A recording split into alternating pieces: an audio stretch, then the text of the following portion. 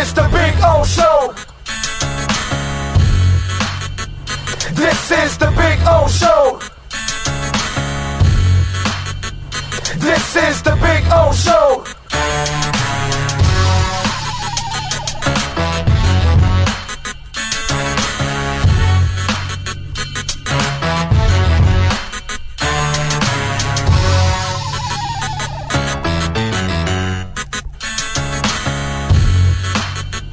This is the Big O Show. This is the Big O Show.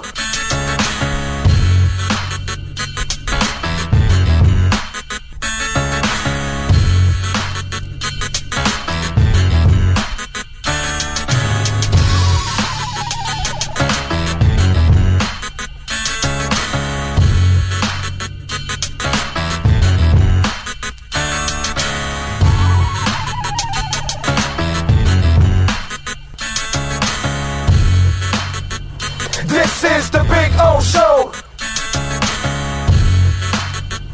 This is the Big O Show. This is the Big O Show.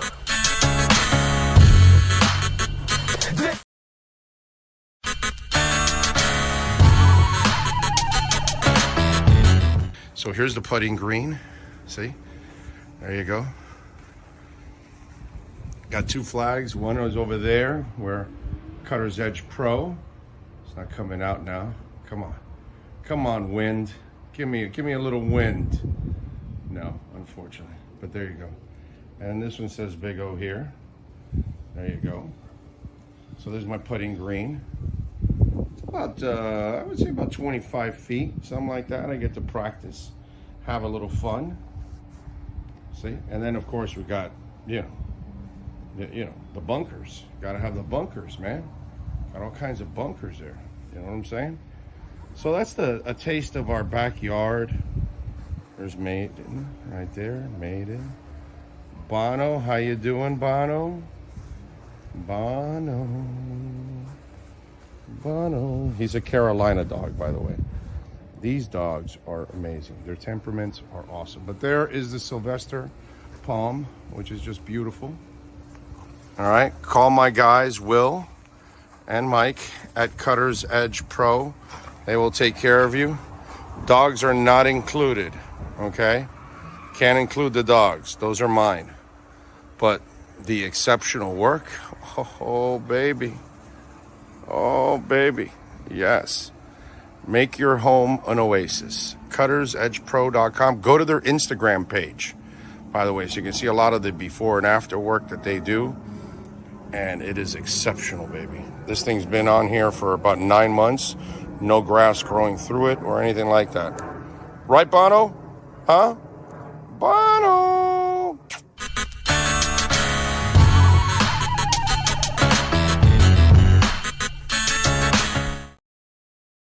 When you move, you need a reliable company led by passionate folks eager to assist its customers during a transitional process that needs to be smooth. Call Essential Moving Experts at 844-368-5750 for all your local and long-distance moving needs. You can rely on Essential Moving Experts. Mention the Big O Radio Show and get $150 off. Family owned and operated. They offer free 30-day storage, full service moving, fully licensed, bonded, and insured. Moving was never so easy. EssentialMovingExperts.com. With more than 62 years of litigation experience handling insurance disputes, Welton Rayom is committed to resolving even the toughest insurance claims quickly. At Welton Rayom, they don't get paid unless you win. They handle complex personal injury claims caused by the fault of another in both state and federal courts. They handle auto, trucking, motorcycle, slip and fall, and bicycle accidents. Call 954-966-4646.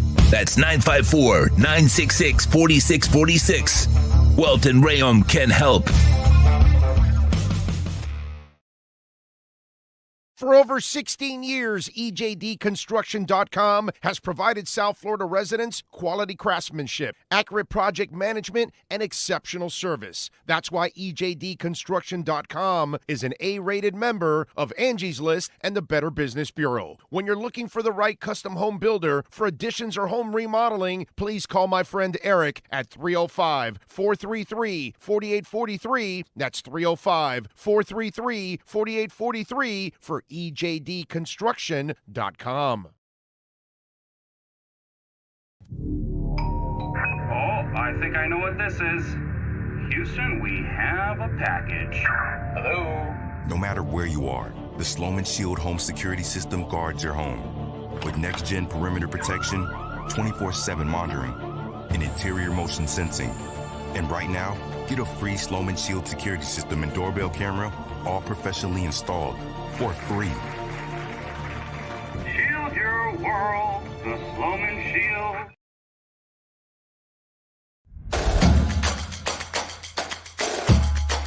Welcome to Caneswear. New store, new items, same great experience. Family owned and operated since 2010, Caneswear has the latest merchandise from the Miami Hurricanes, Miami Dolphins, Florida Panthers, Inter Miami CF, and more. Come visit us at our store in Davie on University Drive, just south of 595, or online at caneswear.com. Caneswear, the spot Miami fans shop.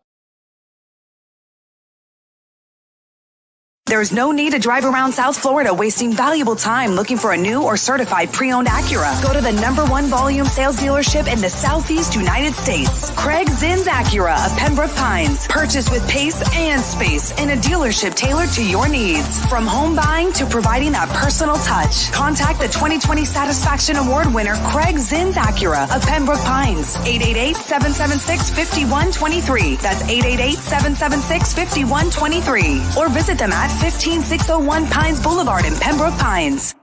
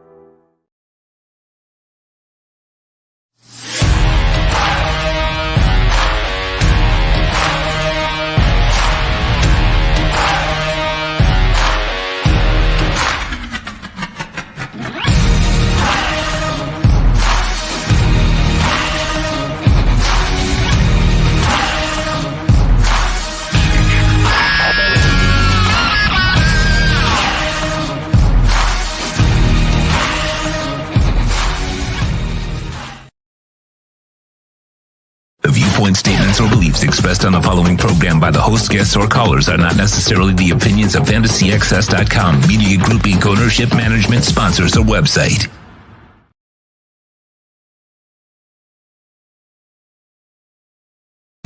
When it comes to South Florida sports teams, very few in the media have witnessed, lived, and covered it like the Big O. Let's start the program dedicated to your favorite South Florida teams with a passion that's unmatched. The Big O Radio Show is on. Here's the Big O. All right, welcome aboard. Time to rock and roll. Wait a minute. It's rock and roll, but man, I got the glare. Those beautiful certified pre-owned Acura vehicles. Although that's that Integra right next to you. Man, that thing is sharp, dude. Jesus Christ, that thing is beautiful. Seriously sharp. And then electric cars are coming out too now. Those things are nasty. I got to get some glasses on, man, because that glare there, because they got, they're nice and clean and shiny, and so then the sun is barely, beating down on their asses, and then the glare is coming off right into my face, and so I have to put on a little glasses here So I can, and plus this gives me an opportunity to actually read the damn chat board so I can respond to some of the questions and comments and insults and all kinds of great stuff. Anyway, welcome aboard. We are here, baby, at the finest dealership in the business, Craig Zinn's Acura of Pembroke Pines, a place that we've been broadcasting at, I don't know, like 13, 14 years or something. I don't know. It's something stupid. It's a ridiculous number, and we love, obviously, the Zinn family and my man Larry Schlossberg, actually. He's right back there. Yeah. Yeah, you can see Larry Schlossberg back there. So anyway, we are out here, so come on out. 15601 Pines Boulevard, just off of I-75 and Pines. It's a perfect place to come on out and enjoy. So appreciate all of you out there as always. Come on by and say hi. Remember, Sunday, all right, we got a home. Not a for the entire season. We're still looking for other dates, but we have 4 dates already that we're going to be doing at Walk-Ons in Kendall. Okay. And by the way, maybe your business wants to host our pre and post game shows, which get thousands and thousands of views and downloads. And it is thanks to all of you out there. It has become very popular. So I appreciate all of you out there. I know Sean appreciates it, and so do I immensely. So thank you all out there. But if your business wants to be a part of our platform, 786-754-4664. That's 786-754-4664. If you want to be a part of our platform and leave a message there, we will definitely get back to you. It's not a request line or a talk line or anything like that, okay? Strictly business. So if you do want to do business with us, we'd be very appreciative. Maybe you want to support one of our insiders. Maybe you want to be a sponsor of our pre and post game shows, all that kind of stuff. Reach out to us, 786-754-4664. You know, it's a shame that misinformation is constantly spewed because then people end up repeating it. So I'm driving here. It's Friday. So I'm listening to my man Joe. And there is Mike Florio once again spewing in misinformation. And, you know, he was telling Joe, you know, the turnaround from this organization on the quarterback, it's like never seen before. They were dying to get rid of him and trying to get Watson and Brady and all that. And actually, see, the problem with all of that, it's not phrased the right way and it's misinformed. Okay? The front office never wanted to get rid of Tua. The front office never wanted Brady. The front office, and I'm talking about Chris Greer, I'm talking about Marvin Allen, I'm talking about Reggie McKenzie, like the real football people, like they didn't want to go after Brady. They didn't want to go after Watson. Okay? They fought the head coach so they could get Tua because they felt Tua was the right guy for them. Okay? So that was their pick. They never wavered. Problem is, they're not necessarily in charge because when the owner wants to, the owners, because the other idiot is the one that was friends with Tom Brady, what are you going to do? And then the coach you hired that you had to fight with in the war room because he didn't want Tua, okay? He's the one that wanted Watson. But the problem is that people that are going to listen to Joe Rose's segment with Florio in that sense, and then Joe, okay, I agree. And he kind of agreed with, not kind of, he agreed with him. So then that even adds more irresponsibility to the entire thing.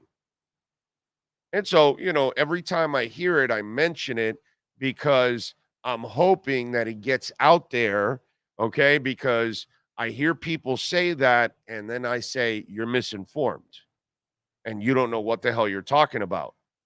Because the front office never wanted to get rid of Tua. Those are the facts. And they keep saying the same shit. And I get it. It helps Florio with his stance since he was dead wrong about Tua, him and Chris Sims. Now they're on the bandwagon. like a lot of people that I would hope you're intelligent enough that you've watched them play. And now you realize, yeah, I was wrong about him. But again, it's just I'm in the car and love Joe. Got nothing against Joe. Joe's a great dude. But, you bring the guy on and then he's just talking shit that really it's a lie. It's misinformation. They never wanted to get rid of him at all. They always wanted to do what they're doing now. But, it just fits your narrative. Like I tell you, like the media member that told me a couple weeks ago, oh, you've turned into such a Dolphin homer. It's like convenient for you, bro. Not for me. That's not what it is. So it's just one of those things that you keep hearing it and they keep repeating it. And I'm going to keep repeating it because I want to make sure that it gets out there. Hopefully it gets to a few more people and a few more people spread it to other people. So that way, when they hear it from anybody else, they cut them off right away and say, no, you're wrong, dude. You're wrong. They didn't want to get rid of Tua. That was the owner and the head coach, not the front office. So just, same shit as always and just misinformation that's constantly spewed. Jamie Zorrilla is in the house in San Jose. He is number one on roll call. Lazaro Barrios, Chef Jew, is in. Check your pulse and fins up. Jay Gelfin is in. Jack Sultan. Giovanni. Let's see. Isaiah in. Miles Deep. Lisa Rose. Steven Gonzalez. Gordon Shumway. Mr. Bonafide says just landed in Miami. Can't wait for Sunday. Good for you, dude. Angelo De Jesus is in Albuquerque, New Mexico. Always love when you guys put where you're watching the show from. Max Support is in the house. Steve Chapman says Robbie Gould is a free agent. I want to bring him in for a tryout. I don't care if he's 40, if his range is only 45 yards or so. I'd have more confidence in him than Sanders. Thoughts? But if he can't hit the 50-yarder, Sanders is not so bad under 50. It's over 50 his problem. So, I don't know, man. They're not going to get rid of him right away. I think they need a couple of more screw-ups before they do it. Jimmy 10 is in Nashville, Tennessee. Can't wait to visit Nashville, dude. God, I can't wait to visit Nashville. We need an excuse to go to Nashville, bro. Well, stop slacking. Get an excuse. Jesus. Do something. Johnny D is in the house. Tom Dino is in the house. Crypto Fins. He's reminding everybody to smash the like button, and he's in New York City. Chad is in the house. Alex Ruiz in Central Cali. Boss B. Ray Sosa. Jonathan Jensen. Chase One. Kyle Cockrell. Nico Jones. Says in a few hours you'll be drinking some green lizards. Mr. Torres is in. Big old great tea. Oh, yes, thank you. That's saw this. I went with one of my best friends, Grieper, over to Cleveland to go see Genesis for the final time. And it was terrific to see him again. Obviously, very sad to see Phil Collins State, man. But thank you.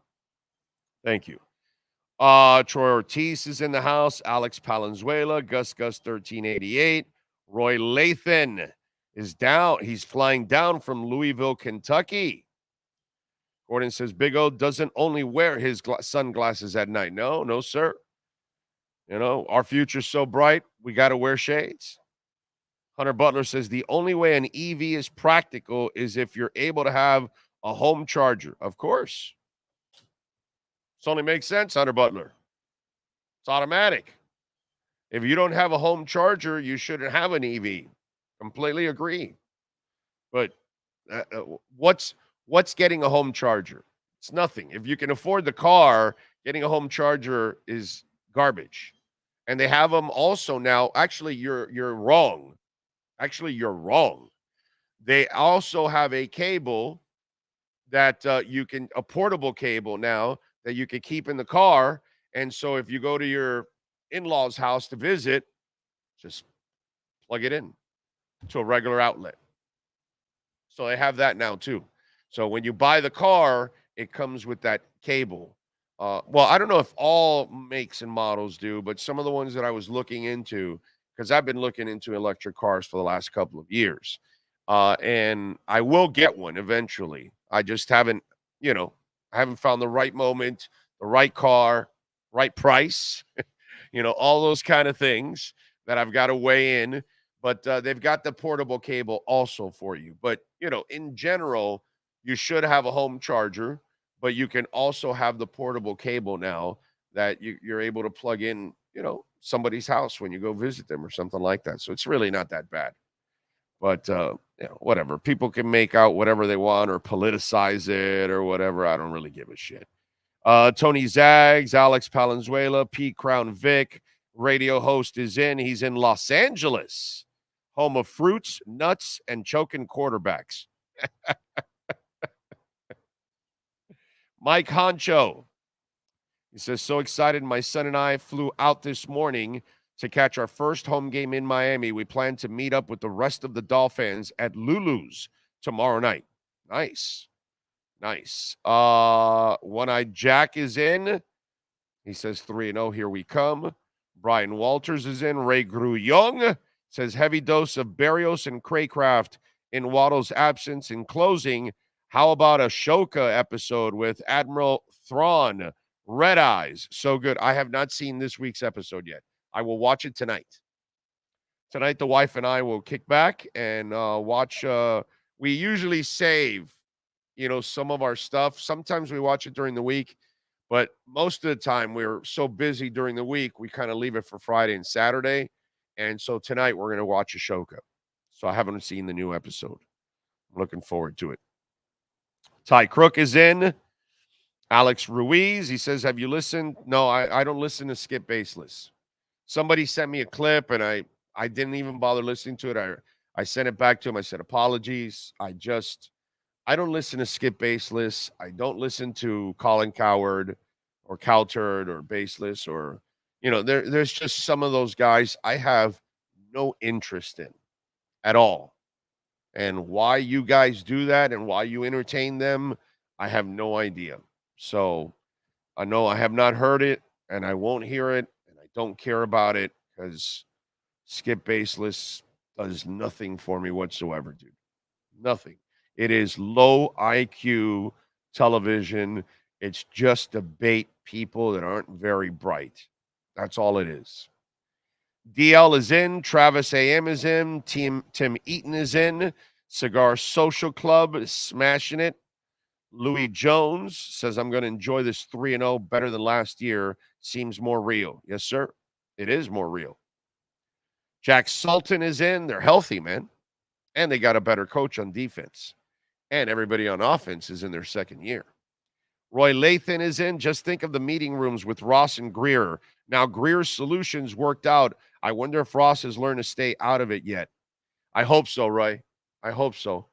If he hasn't learned, he needs to sell the team and just get the hell out of here. By now, the Chris Greer haters and Stephen Ross have got to realize, bro, you got a good football person in place. Get the hell out of the way and just sign the checks. That's it. Chris Greer doesn't need any help from anybody in ownership. Sign the checks. Stay in your little box, come downstairs, hand the game ball to somebody in the locker room, tell the team you're proud of them, and now get the hell out of our faces. That's it, dude. Just write the checks and get the hell out of the way. That's what an owner is supposed to do. Get the right people in place, delegate the authority to them, and let them do what they've been trained to do their entire lives. That's all.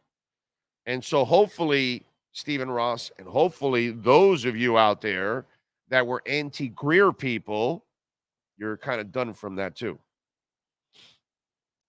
Jeff from Long Island, today is my birthday, 55. I'm now the speed limit. My son Jason, who you met at Slattery's, bought me some Duran Duran tickets for tonight at Forest Hills Stadium. Nile Rodgers and Sheik, too. By the way, Sheik does an awesome job, so you're going to love that. One of the girls that he's got there, what a voice that woman has, dude. I saw this exact tour just, I don't know, 2 months ago. I think I went with my wife, and it was awesome. So you, Jeff, you're going to have some fun. You got a great son there. He bought you those tickets, man. And Simon LeBon still sounds impeccable, dude. Impeccable. So there you go. The only thing is they didn't do the chauffeur in this tour. I've seen it several times, but it's my favorite song. David Pridham is in Ottawa, heading down for the Pats game in late October at my retirement present to myself. Stoked. Jules says thinks Cam Smith will get some playing time this Sunday. We'll see. We'll see if he's earned the right to be the corner. Jack Sultan is in Hollywood, Florida, checking it out. Max Support says, love the shirt. What is your favorite Genesis album? Abacab. Always. See the lonely man there on the corner. What he's waiting for, I don't know. But he waits every day now. He's just waiting for something to show. Oh. Yeah, man. Abacab is just an amazing album from beginning to end. And by the way, Genesis happens to own one of the best live albums of all time, Three Sides Live. We could go with UFO. We could go with Kiss Alive. You know, there's some great live albums in the history of music, right? Peter Frampton. You know, there's some really amazing live albums. People don't talk enough about Genesis Three Sides Live. In fact, when live albums are mentioned, the aforementioned ones are mentioned, but the Genesis one is never mentioned. Never mentioned. Whenever I have that discussion of great live albums, nobody ever has that discussion. Nobody ever brings up Three Sides Live from Genesis. Great freaking live album, dude. Anyway, let's see. Big O, and yours is Duke. Well, Duke is an amazing album. Can't argue with that one. Trick of the Tail or Duke, says David. J-Town morning, y'all. Sunday 3-0 would be huge heading into Buffalo. It's going to happen. Big O and Sean from New England. Let's go Dolphins and Hurricanes. Damn, I sound stuffy. Feel stuffy, and I don't know why. George Ceballos. Big O got a colonoscopy yesterday at Baptist. Everything went smooth, very professional. I told you. I'm so proud of you, man. I am so freaking proud of you, dude. Because I was an idiot. I was a moron of like so many, I don't know how many times moron, but the biggest moron that you can be, I was that. To wait to 56 to go get my colonoscopy was plain stupid, dude. Plain stupid. Risky, putting myself in a position that, you know, maybe my wife and my daughter might want to keep me around for another week or two. You know what I'm saying? Luckily, everything was sky high, perfect, clean. So it was awesome, and I got lucky. Don't ever do that. So if you're I've said this over and over again, if you're in your late 40s, if you're in your early 50s, and you have not had a colonoscopy, please go do it. And don't be an idiot like I was because you think it's embarrassing, it's evasive, it's uncomfortable. I had my experience at Baptist, and look, you just saw George. It is super professional. They make you feel very comfortable. You don't feel ashamed. Nothing. I mean, I'm telling you, when you're done, you're like, wow, why didn't I do this before? Why did I have all these stupid things in my mind about what it could be and how uncomfortable and this and that? Because it's just not something that you look forward to. Nobody looks forward to having a camera stuck up their ass. Nobody. That's just not something that you normally do every day. You know, and so I'm passionate about it because it's so simple. And I thought the worst things in my life throughout, and I kept putting it off. Whatever. I feel great. I don't need. And I'm an idiot. And luckily, everything worked out. But please don't do what I did. Please don't be dumb like I was, because I was incredibly stupid. Incredibly stupid. So, George, I'm proud of you, brother.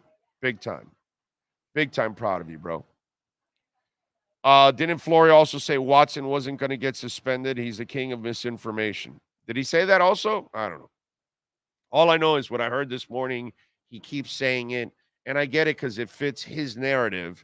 Anybody that has their own narratives about Tua, they kind of want to spin things to kind of, help their opinion. Oh, well, I wasn't the only one that wanted to get rid of him. The Dolphins want to get rid of him too. No, they didn't. No, the owner and the coach, not the front office, not the real football people. The real football people wanted to keep Tua. So if you want to get rid of Tua, well, you're there with Stephen Ross. You're there with Bruce Beal. Two freaking idiots that don't know nothing about football. I forgot more about football when I was 12 years old than Bruce Beal and Stephen Ross know combined. All right? Combined. Those guys don't know more football than I did at 12 years old.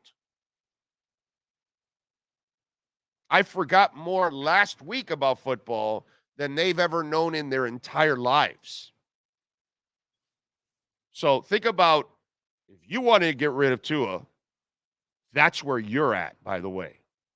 Okay? If you wanted to get rid of Tua, you, Stephen Ross, and Bruce Beal are pretty much in the same boat. Big O, what's up with Arsenal? Had not played in the Champions League in 6 years. First game back in 4-0. Come on, you Gunners. Chad is awesome. He is a passionate one, dude. Mario is in the house. Gonzalez. Big O, most people don't own a home, honestly. But then again, they ain't buying an EV, but some idiots do. Well, listen, those people are the ones that are saving themselves a lot of money. And they're helping the environment, too. So, whatever you want to politicize it, because it sounds like it, you can go ahead and politicize it. But it's a hell of a lot smarter to own an EV than a gas car. Just is. So, let's see. Tommy Mayer is in. Gordon Shumway says, this week's Ashoka episode was awesome. You'll like it, oh. Thank you. Can't wait. Jay says, Orlando, have you seen and or listened to the new Joe Bonamassa videos and songs? I did see one of the videos. Okay. Obviously awesome stuff, but I have to get into everything that he's got out now. So no, I have not seen the whole new album or anything like that. So I've got to get into it a little bit more, especially before he comes to town. It's a trap, Big O. We watch their clips because we are starving for Dolphins content, but then we always regret it. It's also bait and switch, bro. It's just stuff that they do to, hey, should we go get Leo Collins? Yeah, I'm not going to waste my time talking or writing about Leo Collins. I'll just tell you, no. That's it. Don't know why people listen to Florio Sims, Cowturd, and Baseless. I don't know either. Alex Reese says, Big O, looking at our schedule, every game looks winnable. It's very difficult to go undefeated. Realistically, where do you see our first loss coming? Alex, I'm not worried about our first loss right now. I don't get into, hey, let me worry about negativity. You know what I mean? Let's just watch the season and let's just enjoy it. And this is what I said about the schedule in the offseason. Okay? Because this is the part I love about this. I love turning it around on people because they only see it one way. And you might remember this conversation. When people say, well, hey, the schedule is so difficult, this team and that team and this team. What do you think they're saying about the Dolphins? It's like, well, they're going to play Kansas City. Well, so what? They're going to play Miami this year. So you're playing Philly. So what? You're playing Miami this year. I love how we always, and that's because of the last 25 years, you've been a shit franchise. You've had terrible leadership at the top. You've had terrible coaching. You've never had a quarterback. So I get why you're shell-shocked.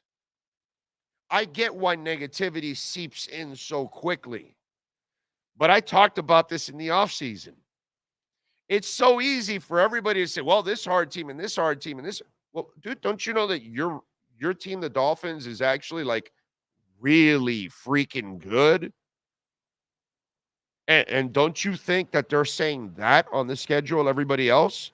Oh, shit, we got to deal with the Dolphins. Oh, shit, we got to deal with that offense.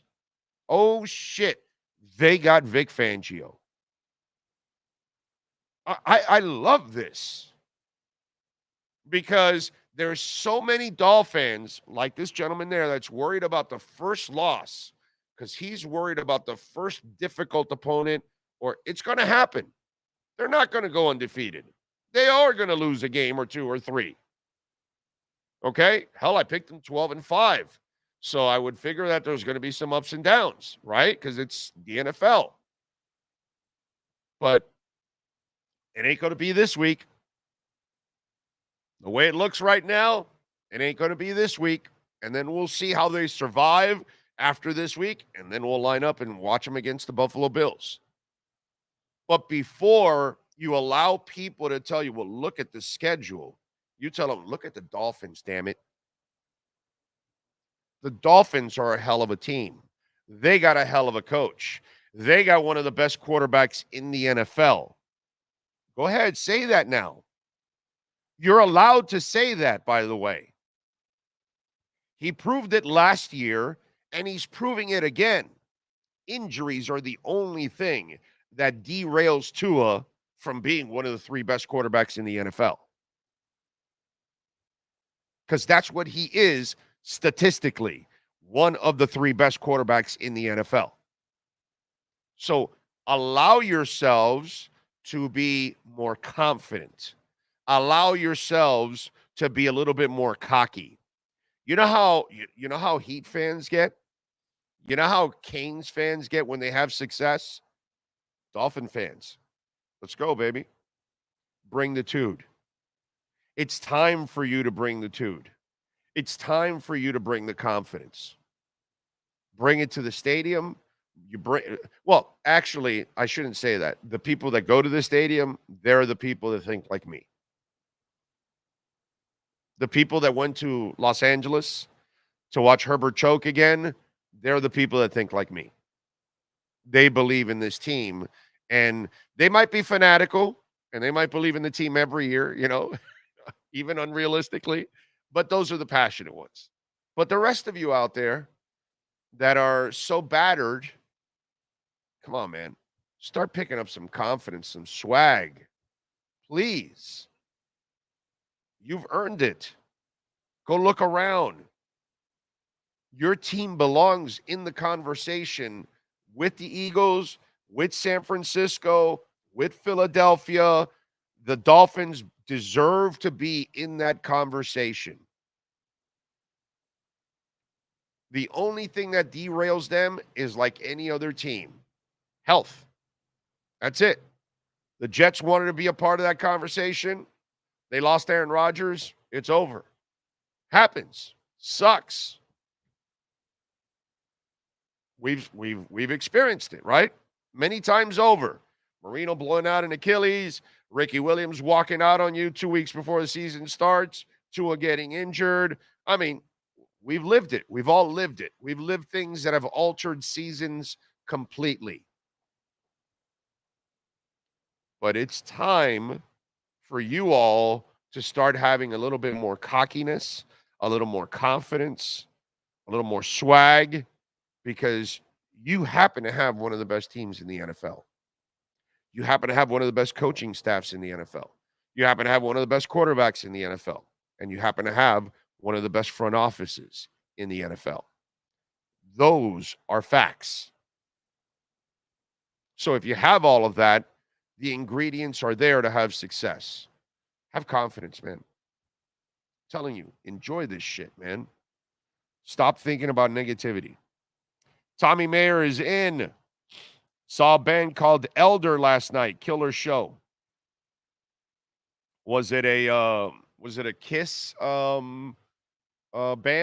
Like one of those what's that called? A tribute band? I say that because The Elder was an album of theirs. Just having a little fun. I'm sure it wasn't. Cash the Jeweler is in. He's going, or I'm not going to the game, but hopefully you enjoy it. TNZ says, Big O, have you heard any news on updates on Jeff Wilson or how Jalen Ramsey rehabs is going? Well, Jalen Ramsey, I saw him on one of the plays last week. He's running and like jogging. It was like a light jog down the sideline, celebrating. I forgot what it was, a touchdown, a big play or whatever. It was a turnover. That's what it was. And so he looks pretty damn good, dude. He looks pretty damn good. But Jeff Wilson isn't back yet. Good thing is they can be without him. Big O, the Phil Collins vocal replacement. Oh, yeah, definitely. Definitely. Chris Daughtry is in upstate New York.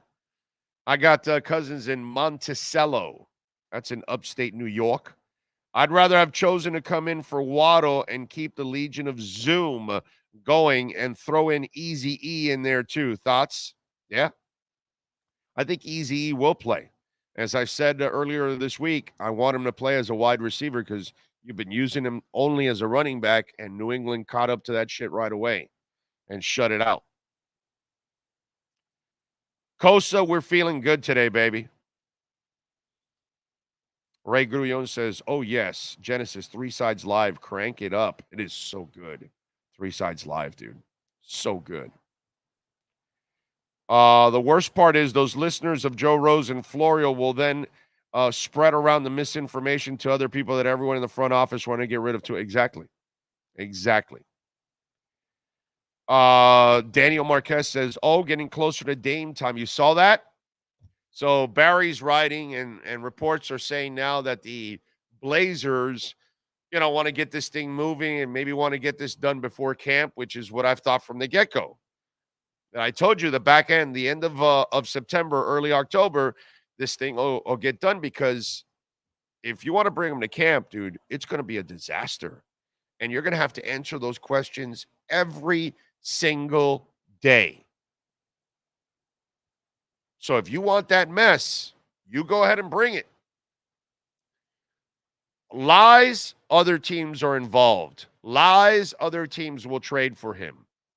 Lies that they are going to wait into the season if they have to, or up to the trading deadline. Lies. I don't believe any of that.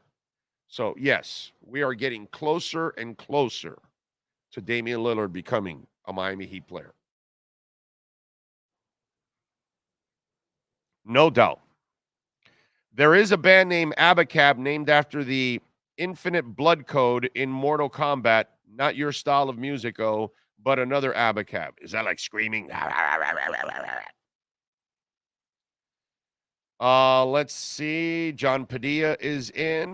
Dougie Fresh says, Bill would definitely be jumping ship from the Bears considering their looming losing streak. Who would his next pick be? The Rams, Eagles, Chargers, Niners, Tampa, or Dolphins? Bill right now is up there going, what the hell is going on with my Bears again? Poor guy.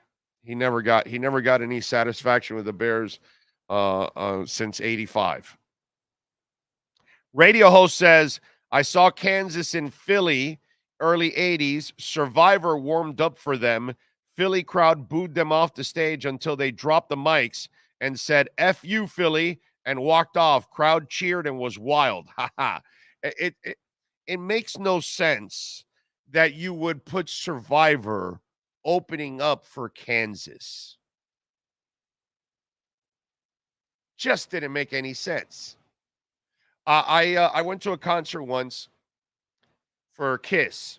It was the Creatures of the Night tour. Okay? And the late Wendy O. Williams was the opener for Kiss. And if you guys ever want to trip out on maybe, I don't know, maybe one of the most brashest women ever in the history of rock, and she had like a speed metal type of thrash metal type of style to her. Okay? I can't tell you Wendy O. Williams had any talent whatsoever. I can't tell you that I liked her music whatsoever. You know, she was this Mohawk woman, blonde Mohawk, and she basically wore nothing up top. You could like see her breastises all the time. She may have covered just like the tips, you know, that kind of stuff. And she just did all kinds of wild stuff and all that. And it was like punk metal, thrash metal, punk, you know, kind of stuff. And again, just nothing that was desirable in any way, shape, or form, for me at least, personally. And brother, she was getting pelted. I mean, they hit her with all kinds of stuff while she was on stage. And she kind of looked like she fed off of that, to be quite honest. And it was like, I was like, Kiss, why would you have her as your, you know, your opener? What was the other opener I saw once that made no sense? I think it might have been, I think it was the B-52s opening up for the Police. Like two different crowds completely. You know, sometimes it happens. Once in a while, there's an opening act that just doesn't go with the headliner. You know what I mean? And I've witnessed it a couple times, and definitely that lady went in the room because I saw somebody with my peripheral vision walking. It was a lady, so I couldn't finish the Wendy O. Williams story. In the middle of the objects that they were hitting her with, they hit her right in the dead center of her chest with a big old vibrator. I mean, I saw it all, dude, because I was right up on the stage.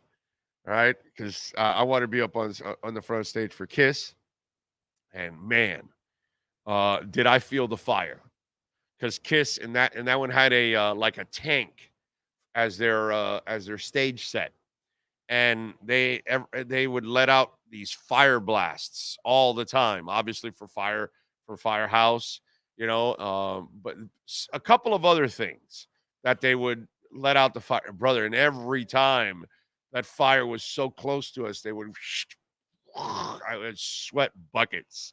The second that fire would shoot out, everything dropped around the stage raised up like 30 degrees immediately. It was wild. If anybody went to that concert, it was at the West Palm Beach Auditorium, 1982, 83, something like that, I want to say. Yes, sir. So talking about a Dolphin fan putting his money where his mouth is. Okay. BetMGM, 2 tickets that could pay out more than $1.7 million combined. They put down for the Dolphins to win the championship at a plus 1,300. They put $100,000 on that, wow, which would pay out 1.3, or actually collectively 1.4. And then they put $60,000 for Tua to win the MVP at plus 500, which would pay out $360,000,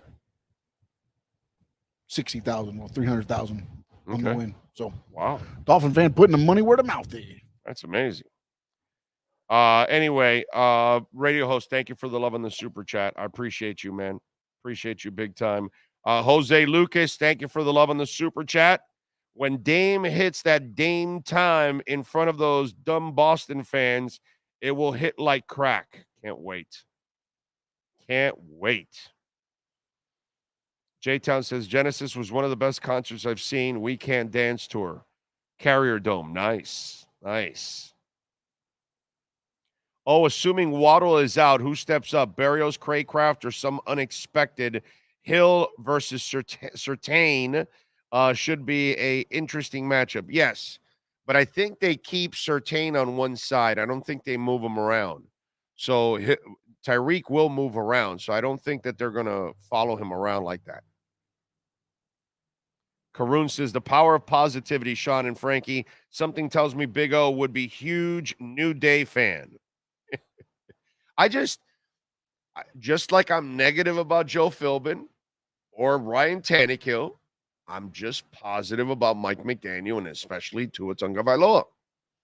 I just am. I know Tua's injury history. Scares the shit out of me too. That's fine. But I know he can play. So it's just conviction. And, you know, anybody that knows me knows I haven't had any conviction for the Dolphins in over 20 years. Just haven't. I've never felt like they were headed in a championship direction, great front office. Once in a blue moon, I looked at it and said, hey, this team might just make the playoffs, you know, something like that.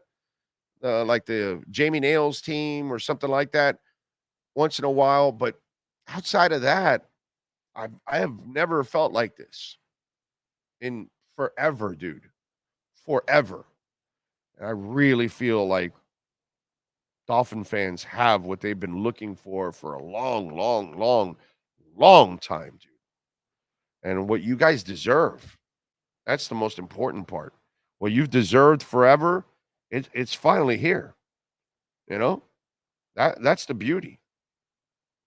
Remember, you can make a donation through Cash App or Venmo at Cash Big O Show. That is Cash Big O Show. Cash App or Venmo. Don't forget, Perdomo Cigars, proud sponsor. Have you seen the Perdomo lounges? Well, we've got two here in South Florida. The Smokin' in Pompano at 4640 North Powerline Road in Pompano Beach. And then the Black Dog Cigar Bar in Stuart, Florida. About 100 miles from here. 3343 Southeast Federal Highway. Now, we've got Perdomo lounges everywhere. You're looking for one in Texas? How about in San Antonio? Club Humidor in Thousand Oaks, 2235 Thousand Oaks. How about West Virginia? We've got the Almost Havana Cigar Lounge at 3 Liberty Square in Hurricane, West Virginia. Up in Smoke Cigars. It is in Clarksville, Tennessee at 109 Hatcha Lane. That boy Hatcha. In Georgia, DD and Company. It is in Haram, Georgia, 37 Beatty Street. In New York, Smokin' Bear Cigars at 1974 West Perimeter Road in Steenburg, New York. You got to check out those Perdomo lounges. And by the way, check out the Estate Selección, the 20th anniversary, the 10th anniversary. I just had the 30th anniversary. They're about to release that baby. That is awesome. It'll grow some hair on your chest. So if you get the Maduro, make sure your stomach is full, okay? The Habano Bourbon Barreled Age, which is just a rich cigar. And then, of course, we've got the Lot 23, the Fresco, the Double Age 12-year vintage. I love the Sun-Grown. It's got this amazing flavor. And then the Maduro, it is so incredibly rich. If you haven't been to the Perdomo Cigar Factory here in Miami, 5150 Northwest 167th Street. We got a Perdomo lounge there. Got like a 30-foot leather couch. Got a pool table, big giant TV. You can watch sports, news, whatever the hell is going on, and enjoy your favorite Perdomo cigar. Plus, you can run into Nick Perdomo too, baby. Yeah. So you never know. All right. By the way, did we, the Inter Miami got it done 4-0. Why don't we give Inter Miami a victory cigar?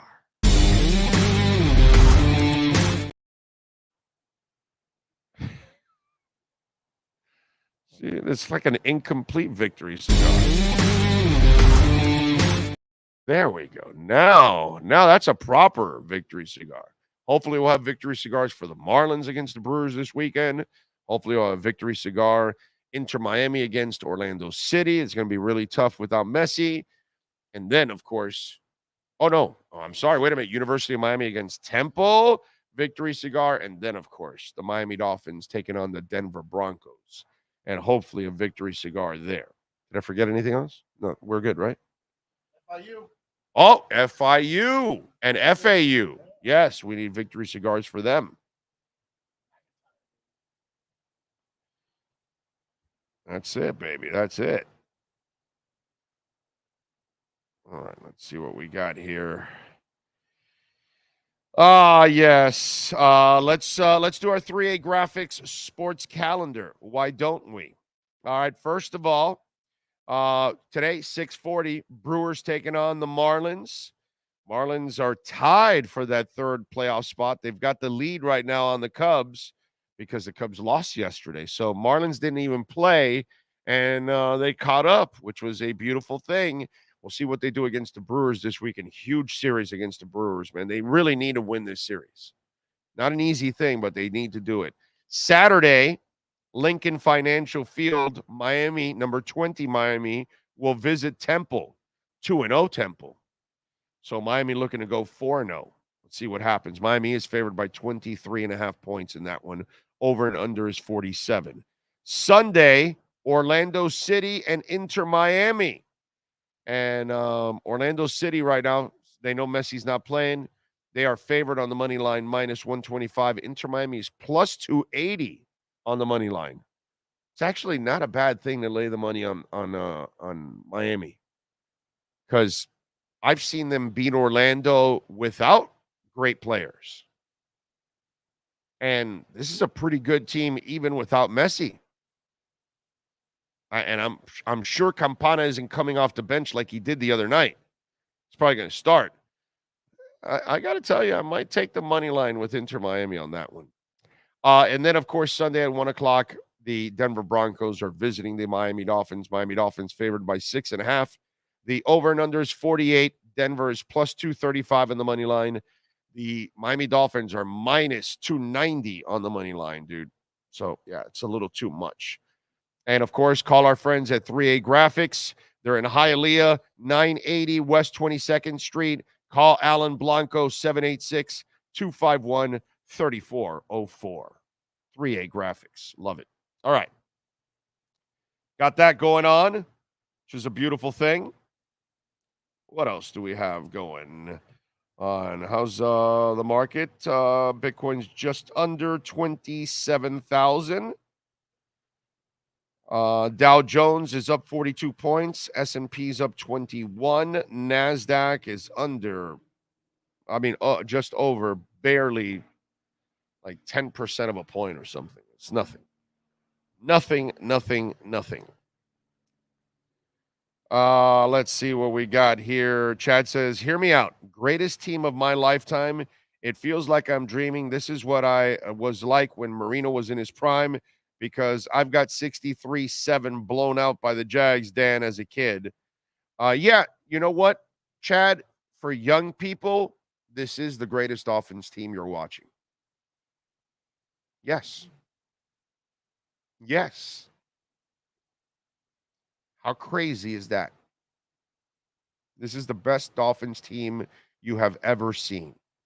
Anybody under 45 years old or 40, this is the best Dolphins team you've ever seen, pretty much. You're too young to really have seen the great football. So, yeah. Maybe under 40. Yeah.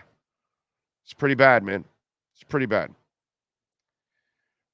Stack says, Big O, we haven't won crap in 39 years. Yes, I'm battered and bruised, but I'm still here. The Dolphins are my drug. I keep coming back. We all do, bro. James Vivinetti is in. He wants to get that W. Robert T. in. Tony Mayer. Jamie Zorria. Man of 1,005 hosts says, lies. Yeah. They're going to get you. J.S. says, Tangerine Bowl 1982 B-52s opened up for The Who. That's another one there. That's a good one. They hit the B-52's guitarist in the head with a cooler, and they left after 3 songs. Good job, promoter. There you go. That's another one. It happens, man. That's a great one, Jay. Don't forget, folks, to smash the hell out of the like button. Let's go. Keep it up, man. Let's go. Funny, the Talking Heads opened up for Kiss. LOL. There you go. Another one that makes no sense. The reason Wendy O opened up for Kiss on that tour is that Gene Simmons produced her record, and Gene and Paul played on it.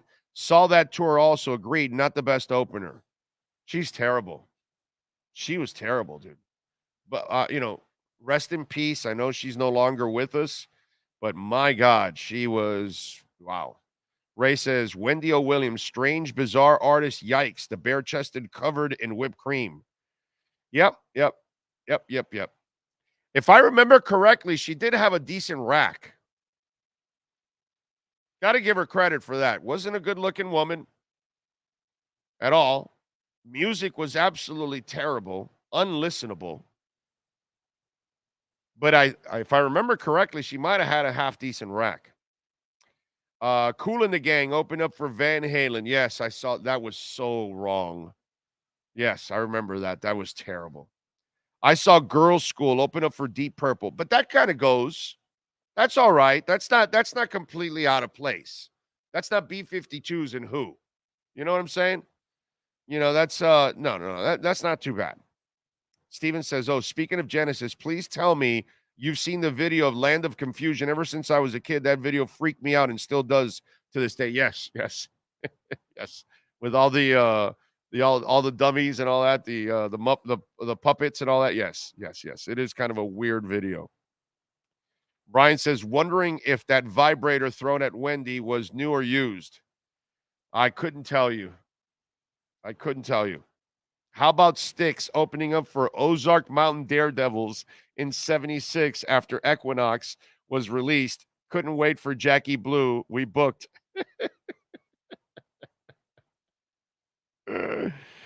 Tommy says more Smythe targets. Yeah, that's probably what's going to happen. Big O, I saw some Denver All-22, and it looks like Surtain travels, so he might be on the Cheetah. Oh, he does. Okay. All right. So they're going to move him? I mean, I know they do that some of the time, but they're going to do that if the heat's the way it is and he's got to follow Cheetah all afternoon. We're going to find out? Yeah, no. I mean, it's going to be interesting. We're going to find out if they're really going to track him or it's just once in a while or it's only on one side. We'll find out. But that's a great point. The heat, that'll take a lot out. Well, there's supposed to be some storms, so I'm hoping it's if we get the heat first. Let's get the heat and although Surtain's from here. And go. Yeah, it's true. And he probably works out here. Yeah, he probably doesn't stay in Denver, right? No, he probably doesn't. He comes home, right? He's here working out. Yeah, he's probably here. Yeah, so he's probably used to the heat. Yeah, he's here. Can I tell you an Oakland A's story real quick? Oh, yeah. Miguel Cabrera, final season, going around getting presents. Sure. Oakland was this trip this Thursday. They're so cheap. Okay. What do you think they got Miguel Cabrera? A bat that says congratulations. No, a bottle of wine, $90 bottle of wine. It's a cheap outfit, bro. And Miguel Cabrera is a recovering alcoholic. Oh, that's right. Jesus. Wow. God, I forgot about that. That's actually the worst part about it. That's the worst part. And Oakland probably wasn't even thinking that, Rob. No. But still, it's like here's a $90. A bat would have at least been something probably more. Yeah, it's baseball, it's like Metallica. They promote the shit out of their liquor, and their lead singer has been in rehab like 86 times. He lives with demons every single day of his life, and you're constantly promoting their tequila or whatever. It's like, don't you guys have enough money? Do you really need to have the liquor part of it? Like, really? That kind of stuff. It's so funny, dude. It's just weird, bro. And this reporter went even more going, they're too cheap to get Amazon Prime, so they didn't buy the wine off that. So they probably had it sitting there for 2 weeks. No, it was probably gifted by somebody to them. The owner just re-gifted it. Oh, yeah, here. Somebody gave me this 2 years ago. Here, give him that. That's it. He just re-gifted something. It's like, I hear, okay, so Vegas is going to build them why would you want to be in business with those clowns? They don't spend. The same thing. The Rays are going to get a stadium. Why? They don't spend. I love hearing people brag about Tampa and Oakland. I'm sorry, I must have missed it. What have they won? Where are all the titles? Why are we celebrating coming up short constantly? Oh, that's right. I'm sorry. We're in the participation trophy era. That's why we brag so much about Tampa. Like, what's the big deal? I get it. They got good baseball people, but they got no money. It's the same thing as the Oakland A's. We make a movie about Moneyball, and it's a movie about you end up being a loser. Meanwhile, here's Theo Epstein. He goes, oh, hey, that Moneyball stuff. That's a good idea. Now let's add money to Moneyball. And now we're going to win. Oh, what a concept. Yeah, no, it works slightly better when you add money to Moneyball.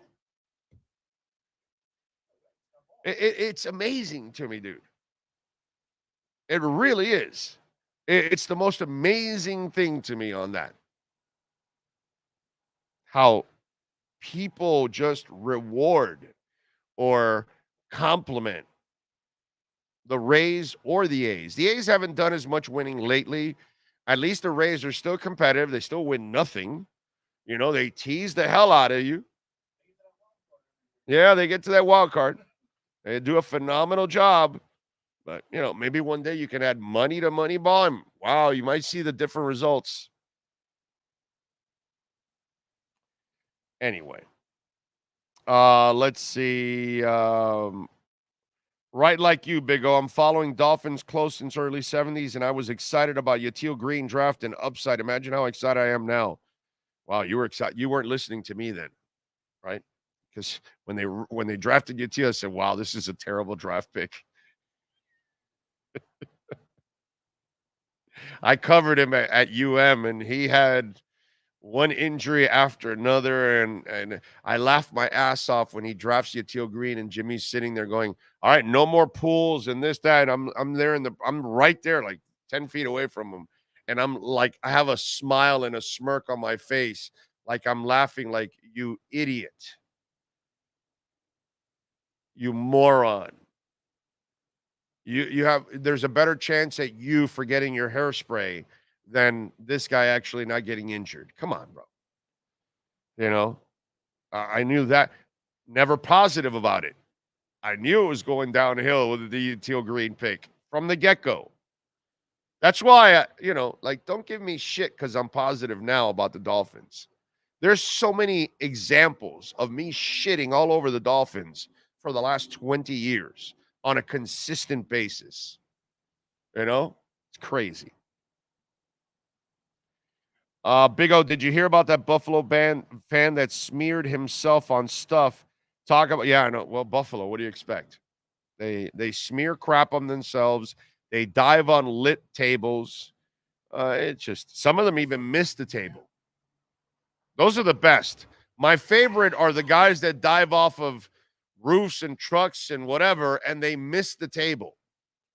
Oh, God, those are my favorite. I can watch those over and over again. I'll never forget the one when we played here, and the guy's like, is he alive? Oh, yeah. The guy, when he jumped off and he missed that table. Oh, yeah, and he was just like plastered there, like stiff. And like everybody's looking at him like, oh, my God, did he die right there? So George Gross says, is the live show over? No, just the first hour, sir. Marcus Chabot, thank you, sir, for the love on the super chat. Appreciate you, man. Thank you, thank you, thank you. All right, 1 hour down. We are here at Craig Zinn's Acura of Pembroke Pines. Come on by 15601 Pines Boulevard, just off of I-75 in Pines. Cameron Wolf, we unleash the Wolf Pack next. We interrupt this program to bring you a special report. Miles an hour, that's a Category 4 hurricane. 3 deaths are reported in Florida after more than 24 were killed in the Caribbean. This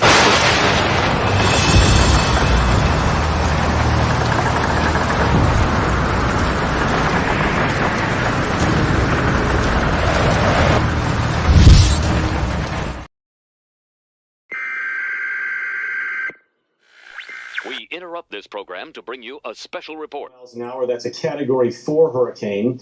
3 deaths are reported in Florida after more than 24 were killed in the Caribbean. There's no need to drive around South Florida wasting valuable time looking for a new or certified pre-owned Acura. Go to the #1 volume sales dealership in the Southeast United States. Craig Zins Acura of Pembroke Pines. Purchase with pace and space in a dealership tailored to your needs. From home buying to providing that personal touch. Contact the 2020 Satisfaction Award winner Craig Zins Acura of Pembroke Pines. 888-776-5123. That's 888-776-5123. Or visit them at 15601 Pines Boulevard in Pembroke Pines. Oh, great. You have a doorbell camera. Now you have a front row seat to your house getting robbed. They're breaking into my house! Ooh, there goes the TV. I'm sure it'll turn up at the pawn shop. No, not the... Welcome to Caneswear. New store, new items, same great experience. Family owned and operated since 2010, Caneswear has the latest merchandise from the Miami Hurricanes, Miami Dolphins, Florida Panthers, Inter Miami CF, and more. Come visit us at our store in Davie on University Drive, just south of 595, or online at caneswear.com. Caneswear, the spot Miami fans shop. When you move, you need a reliable company led by passionate folks eager to assist its customers during a transitional process that needs to be smooth. Call Essential Moving Experts at 844-368-5750 for all your local and long-distance moving needs. You can rely on Essential Moving Experts. Mention the Big O Radio Show and get $150 off. Family owned and operated. They offer free 30-day storage, full service moving, fully licensed, bonded, and insured. Moving was never so easy. EssentialMovingExperts.com. For over 16 years, EJDConstruction.com has provided South Florida residents quality craftsmanship, accurate project management, and exceptional service. That's why EJDConstruction.com is an A-rated member of Angie's List and the Better Business Bureau. When you're looking for the right custom home builder for additions or home remodeling, please call my friend Eric at 305-433-4843. That's 305-433-4843 for EJDConstruction.com. With more than 62 years of litigation experience handling insurance disputes, Welton Rayom is committed to resolving even the toughest insurance claims quickly. At Welton Rayom, they don't get paid unless you win. They handle complex personal injury claims caused by the fault of another in both state and federal courts. They handle auto, trucking, motorcycle, slip and fall, and bicycle accidents. Call 954-966-4646. That's 954-966-4646. Welton Rayom can help. The viewpoints, statements, or beliefs expressed on the following program by the host, guests, or callers are not necessarily the opinions of FantasyXS.com, Media Group Inc., ownership, management, sponsors, or website. This has been the KSDT CPA Pro Football Report with NFL insider Cameron Wolf. KSDT is recognized by Forbes as one of the top tax accounting firms for 2022. KSDT CPA is a full-service firm that also excels in crypto. Visit them at ksdtcpa.com or call 305-670-3370. All right, there we go. John Wayne, by the way, before I go to Cam, sends in Big O, best Dolphins teams by year. He put top three, 73, 2023, and 1984. My man, the top three Dolphins teams are 72, 73, 74. Or, 73, 74, 72. Okay, those are the top three teams. The undefeated, the other one that won, and then the one that didn't win. Those are the three best Dolphin teams of the entire history. Then you can go to 85. Then you can go to 82. That's how it goes. That's it. Okay? After that, I don't know what you want to do. It becomes a whole convoluted mess. But the top three Dolphin teams, my man, are the three teams in the 70s. Anyway, let's go to our guy Cameron Wolf. He is ready to go. How you feeling, my man? You feeling good? I'm good. I'm good. How are you? I can't complain. I'm ready for 3-0, bro. That's what I'm ready for. I mean, do you expect that Pat Surtain will be following Tyreek around the entire time? Interesting question. So when they played Devontae Adams in week 1, Surtain did follow Adams around and really locked him down. Week 2, they played Washington, and he did not follow Terry McLaurin. And so we've seen both routes. I think it may depend on if Waddle plays or not. Because the difference in Vegas and Washington has a true number 2 in Jahan Dotson, who's a really good player, not as good as McLaurin, but really good. And the Dolphins, like them, different level, but they have Tyreek, who may be the best receiver in football, and then Jalen Waddle, who's also a top 10 receiver in football. And so a lot of times when you have 2 guys, teams won't follow, and they'll just shade their number 2 cornerback with extra coverage on your number 1 guy. That's the Belichick way. But if Waddle doesn't play, then yes, I could certainly see Patrick Surtain following. What if he followed him the first week because they had a capable quarterback, and the second week they didn't respect the quarterback because he's still a youngin', and the third week, well, you're probably playing against one of the most accurate passers in the NFL. Maybe you're following them around more because of the quarterback and not necessarily what's on the field. It's a possibility. Like I said, I don't know the reasons. I can just see based on what I saw, right? The fact that, hey, you got Devontae, no other, like Jacoby Myers is there. But if he follows him this week with no Waddle, right, then it's really more about the quarterback. Or, well, I don't know if I would say that. I would say that that's if no Waddle, he's essentially saying that we're not afraid of the other receivers. Right. And we think that Surtain can take away Hill wherever he goes.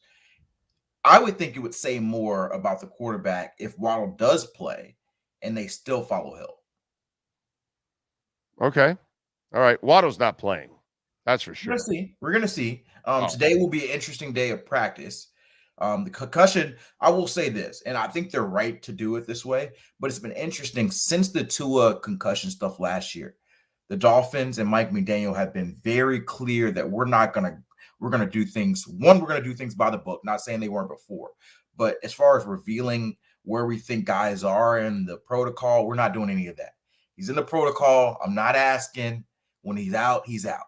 That's been their response. And so, and the optics. Yes. The Tua optics were awful, and they got a lot of backlash. The Waddle optics were ugly. Right, but I will tell you this: like Waddle, we saw Waddle at practice 2 days ago, stretching and smiling, and from what I understand, he hasn't had any symptoms. Now, that doesn't mean that he's going to be cleared, but that's sort of what the vibe that I've been given. So, that being said, if he technically could be cleared this week, the thought would be he should be cleared. But there are some teams, and the Dolphins may be one of them, that may have extra caution given he just was hurt last week. Typically, if you have a concussion, if you're a diagnosed concussion, you miss at least 1 week. The numbers say that more times than not, you miss at least 1 week. Not always, but more times than not, you miss at least one. So my thought is that if he doesn't practice in any capacity today, I don't think they would play him on Sunday. Now, there is still a route that if he doesn't practice today, he could technically go through an early walkthrough Saturday, be cleared and play Sunday.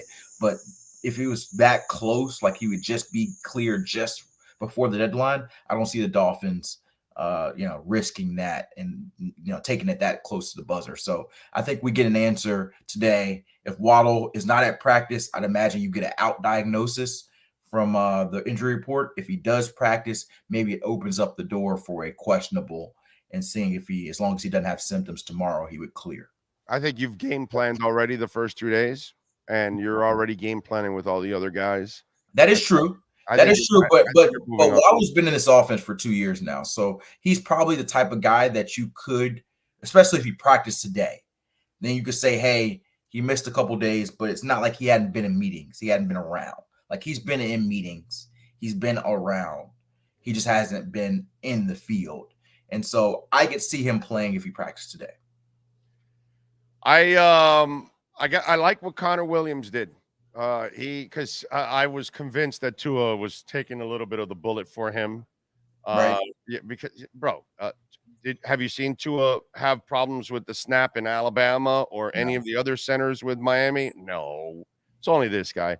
And I loved what Connor did. He took Tua completely out of it and said, "No, dude, it's me that I'm." And that's what I was going back and forth with another guy. Oh no, it's on Tua. I said, no, look at the snap. He's not delivering it all the way, and that's the problem. And Right. yeah, you have your hand under your crotch there, but if you're putting it on the front side of it, he's not getting the ball completely, and then that's when we're having these situations. And so, but I love the fact that he was stand up about it. He said that they've been working countless hours on it, Yeah. and that they'll fix it. I love accountability, bro.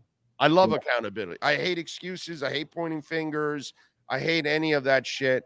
And Connor Williams, who really has nobody to blame but himself, but at least took that responsibility. That was cool. Absolutely. I love it too. I think that you look at a situation where you're always going to have a better understanding in-house of what the issue is. Like I don't believe it's 100% Connor. There's probably something Tua's doing that Connor's not used to. But even if it's 95% Connor and 5% Tua, right? Connor can't be used to anything. He's never been a center. Right. But I'm saying, like, regardless of what, like, it's probably mostly Connor, but there might be something that Tua is or is not doing that. Like, it's always a two-man operation, right? If all of a sudden the receivers drop 7 passes this week, I'm not saying it's going to happen, right? They drop 7 passes this week. You're going to say, oh, the receivers suck, right? But most likely it's mostly the receivers and something happened. Maybe Tua's throwing the ball a little different this week than he had done before. Maybe it's the weather. Maybe it's this or that. There's always a little bit something that is a factor. And so Connor and Tua probably know what the issue is, but Connor in his self, he's got to take the ownership, just like a quarterback. Like, that's why the Justin Fields stuff blew up, because as a quarterback, it was terrible. You're typical to take all of the ownership, right? Like in Justin Fields' situation, it might be the coaching. It might be a lot of the coaching, right? But he can't say that. Can't say it. Not say that publicly. In Connor Williams' situation, there might be something else going on. Tua his hands might be slippery. I don't know. but it doesn't matter. You got to take that ownership, just like Tua is doing on the other end. I think that ownership helps everybody, because if you own it, even if you know it's not all you, that is everybody's going to say. That's leadership, bro. That's leadership. That's taking the bullet for your teammate and helping him in a tough situation. And absolutely. And that's what Tua is all about. I have because again, Tua's never had an issue with any other center he's ever had. And so that's why it's clear that it's him. But I loved, because the only way you correct any of your problems, yours, mine, Connor's, Sean's, is we have to admit, hey, bro, I'm screwing this up. It's my fault. And then that's when you're going to fix it. But if you're pointing fingers at, see the Justin Fields thing, you threw your coaches under the bus, but then everybody finds, all kinds of clips of wide open receivers and you can't throw it to them. You're not even hitting them. And so then that makes you look bad too, because you can't throw somebody else under the bus when you can't do the job yourself. You know what I mean? Right. Dude, look at Tua. Even in the face of all the Brian Flores shit, he never, ever said one negative thing about Brian Flores. In fact, to this day, he still kind of stays away. There's been some backhanded stuff a little bit, I think, but nothing really like direct, like that. And he has all the reason to, by the way, to go after Flores. Right. You know what I mean? He could go after Flores and nobody would say anything, overall. And he still doesn't do it. Yeah. Yeah. Amazing. It's amazing. But Fields is a young kid. He'll learn, bro. He'll learn. In time. Hopefully. The question for Fields is really all about accuracy. That's it, dude. That's what he's got to work on big time. Reading, deciphering, and then delivering the ball to his wide receivers. Right. You know what I mean? But they've got to figure out a way to let him play his game while developing that, because if you don't, you're not going to give him any confidence, unfortunately. Right. That's a tough one there. All right, what are you expecting at running back this week? Another heavy dosage of Mostert? Who's going to be Raheem show? It'll be Raheem's show. I think you'll see some A-Chain. I don't think Ahmed will play this week, so I think you'll see A-Chain as your number 2 back. What I am eager to see is if you are right and Waddle does not play, which is certainly looking like the most likely possibility given he missed 2 days of practice. Do you move one of the running backs and play them more inside? We saw a little bit of that in training camp. We've not seen much of that since the season started, mostly because all of their receivers have been healthy. But, I know everybody's talking about, hey, bump another guy up. And you probably do see more Braxton Berrios and River Craycraft in that situation. But do you also see a few snaps where A-Chain's playing in the slot or Raheem Mostert's playing in the slot and have the other guy, the other running back, in the backfield? Use some motion where 2 running backs are in the backfield and 1 motions out to the slot. Like, there's a lot of things you can do creative package-wise, maybe to create more speed on the field, because Raheem, A-Chain are 2 of their 4 fastest dudes. And if you look at track numbers, A-Chain's actually had the fastest track time of all of them, which is, Tyreek's probably got something to say about that, but that's what the numbers, if you look at their high school track numbers, A-Chain had the fastest numbers. And so I think if you're still trying to replicate Jalen's speed, there are some plays that you can put in A-Chain and Mostert to have that speed element, because Braxton and River are going to get a good bulk of these plays. But the reality is Braxton and River cannot replicate the speed element of Jalen Waddle. Nobody really can, but the best chance is maybe using one of those speedy running backs in a package of plays. And so I think you'll still see Raheem Mostert take at least 75% of the running back snaps, 75% play time, but maybe we get our first true dose of A-Chain getting a little love. Does a receiver get activated from the practice squad? Chosen would be my thought there, but they also have another option because Cedric Wilson hasn't been active as well, and so he's on the active roster. So for him, it would just be making him up versus bringing a guy from the practice squad. So that would be intriguing. I do think you'll see one of those 2 guys up. It's just whether or not they would value Cedric more or would they value Chosen more in the case of Waddle being out. What if I tell you Braylon Sanders over Robbie Chosen, because Braylon Sanders is more of a football player and might be able to help you out in different areas, whereas Robbie Chosen is kind of a little bit more limited and can only play really one role as a wide receiver on the outside? That's a good point. My question would be, how much do you need this 4th or 5th guy to play receiver? That is the question that would be. That's why I add the special teams element to it. Because the reality is, let's just say in this situation, Waddle's out. Again, if you practice today, I think it's still a chance. But let's just say Waddle's out. If you're playing 3 receivers, and let's assume the running backs are not playing a lot of receiver, you got Tyreek. You're probably going to have Braxton still there, and then you're going to have River Craycraft who can play any of the 3 spots. That would probably be your main 3 in that situation of Waddle being out. Who is your 4th? Is Ezukanma going to be your true 4th, or is he still more of a package guy? Because we've seen him a lot with the packages with the Deebo Samuel, but do they trust him enough as a true receiver to fill one of those spots? That's something that's interesting. If not, then maybe that's where Chosen or Cedric Wilson come in and play that 4th receiver spot. Now, if you need one of those 2 guys to play the 4th receiver spot, or Braylon Sanders, then I think it's probably Anderson or Cedric, because those guys are better receivers at this stage. But if you think Ezukanma is your true 4th, and either of those guys will be 5, then you don't really need your 5th receiver. And maybe Braylon helps you on special teams more than Cedric or Robbie. So I think it's based on how they view the really Ezukanma and the secondary receivers like River and Braxton, of whether or not they have enough to not use the receiving ability of a Cedric or a Chosen. And I think you're kind of leaning in the way that they're really not going to activate anybody. I think if I had to choose, I think they activate Cedric, right? Have him active, right, rather than Braylon or Chosen. I agree. I think they're going to use Cedric here Plus, this gives you an opportunity to showcase him a little bit, just in case any injuries from now to the trading deadline. And then it gives you an opportunity to go out there, and then maybe somebody wants Cedric, and maybe then you can move him and open up a roster spot, in the process. So I think that there's lots of options. Plus, I think Cedric this was your plans anyways. It was supposed to be Waddle and Cedric before Tyreek became available. So now you do Tyreek and Cedric, and you see how that goes.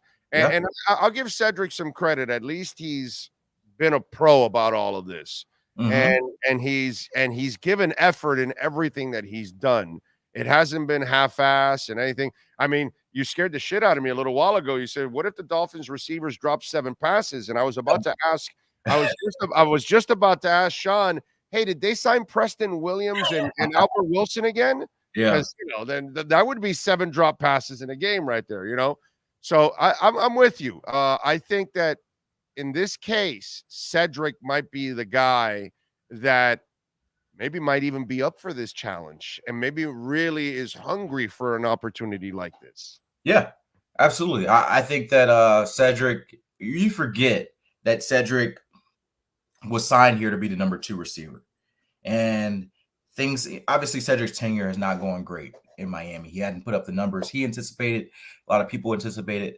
But this guy was still a pretty solid receiver for Dallas, even at the number 3 or 4 spot. And so if he is truly in that role again, where he's the 3rd or 4th receiver, then ideally he should play well as long as his mental is still right. And so I still feel like Cedric didn't all of a sudden become trash, right? I think that's the thought, because he hasn't lived up to his contract. So bad. I think that you can still have a role for him. And I probably feel, at least in my view, Cedric gives you more as a receiver than Eric Ezukama and, maybe even River. River's been good, but Cedric probably, the difference is, like you said, some guys play one position, whereas River can play all of them, and he can play special teams. And so that's what makes him more valuable. But, as a pure receiver, I think Cedric is probably still 3rd or 4th on this team. Dallas Cowboys, hell of a loss, but bro, Noah Igbinoghene is there to save the day. Yeah, they have some depth, right? Can't replace Trayvon Diggs, man. That was a brutal injury for a team that thought they had hopes, although I will say the Cowboys say they have hopes every year. And so I wasn't getting too excited about that. But that's a big blow for that team, which their defense is the heart and soul of. And so it's going to be hard for them to recover, because Diggs is a huge part of what they do consistently.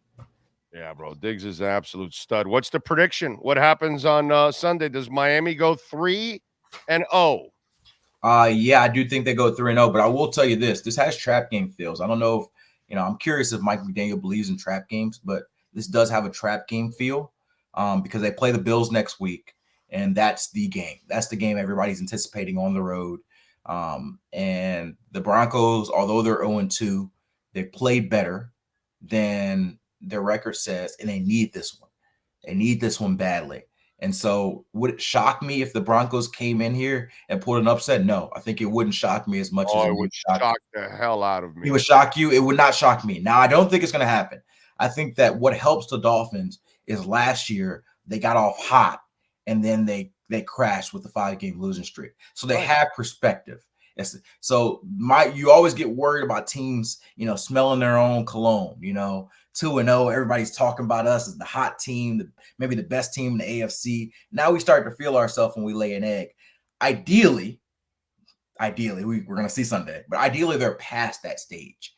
Maybe they went through that stage last year, but I think they're past that stage of smelling themselves, especially this early in the season. And so maybe closer and uncomfortable than people expect, but I do think the Dolphins pull out a win. Wow, I have a different perspective on it. Shocker, of course. I think this team is ready for all of this. Yeah. I think they never ended up with that situation last year because they were 8-3, and then the injuries hit, and that's what derailed. It wasn't that they got fat. So correct, but they got a fat. Injuries did happen, but remember, teams started to play them really well on that West Coast trip. Yeah, that also happened. They lost 3 games with Tua in a row. That was with Tua. So, they lost the game against San Fran and LA. Excuse me. And so these are games that they were relatively healthy, No. The secondary was never healthy. Yeah, but I'm talking about no. They were never healthy. I'm talking about the offense because the issue in those games was the offense struggled. Yeah. And so that wasn't an injury-laden offense. So that's my whole point. Again, I think they win the game, but I will tell you, if you're underestimating the Broncos because they're 0-2, don't do that. No. I was about to say Sean Payton does have a lot of familiarity with Vic. I think that Russell and the offense play better this week, and that the Dolphins are going to have their A game. I think the Dolphins are going to need to score 28, 30 points. Well, I don't think the Dolphins are going to take these guys lightly. In fact, what I was going to finish to say is I think this Dolphins team is a we're out to prove it team still. Yeah. I think they still have that chip on their shoulders. Okay. Whether it's Tua, whether it's McDaniel, like 2 weeks ago that he wanted to send the Brandon Staley message, no one's taking the middle of the field away from me, and I'm going to prove to you why. And so to me, I kind of feel like Austin Jackson has so much to prove, and Connor Williams has so much to prove, and Wilkins has so much to prove, and X has so much to continue to prove so he could keep his job next year or make it with somebody else. Agba wants to get on there and get playing time. Jalen Phillips wants to, cross that threshold of becoming a great defensive end. Chubb has to live up to that salary. I just think that there's a lot of chips on the shoulders of a lot of these players. And it's, as a team overall, you still haven't proven jack shit. So I just kind of feel like I think this is a Dolphins team with an attitude that they still have not proven to themselves and to the world that they're the real deal. I think I'm with you. I could even hear it. Tua was asked about the offensive line and still mentioned all the people who had doubters about them. And so I do think that it's still early for that. Maybe that's a 6 or 7-0 conversation, and they're playing. Maybe they're when they're 6-0 and playing the Panthers, 5-0 playing the Panthers. Maybe that's a little bit of the trap game conversation. Maybe this is too early because like you said, they still haven't got all the folks to say that they're back and they still have something to prove. And I will tell you this, one thing that's going to make it really difficult for Denver, and it may even be the biggest injury to watch, like even bigger than Jalen Waddle on this side. Justin Simmons, the Broncos safety, has missed 2 days of practice with a hip injury. He's got to be able to practice today or it may look like he's out. He runs that defense on the back end. He's been there since he was drafted. I covered him in 2015, 2016 when I was in Denver. And so he's a guy who is an all-pro, Pro Bowl type player. He controls their communication, their range. When you have a Tyreek Hill, when you have this offense as quick as Tua is, you need that safety. If he's out, it could be a very long day for that Broncos defense. I'm expecting the Dolphins to put on a show, and I think you're also going to have a nice, since we're such a transient town, it's not like the Denver Bronco fans are going to come in to dominate, and you'll see a couple thousand of them. I doubt it. So Broncos travel well, though. The Broncos travel well. Yeah, but I don't think here in Miami, I don't think they're going to be that well represented. Like, we see sometimes with the Jets and the Bills and, some of those Ravens. Dude, the Ravens show up here like big time. Yep. They are crazy fans, bro. That's a really good fan base there, the Ravens. So, those I don't think it'll be like that. So I think they should have a really strong, home field advantage overall. I just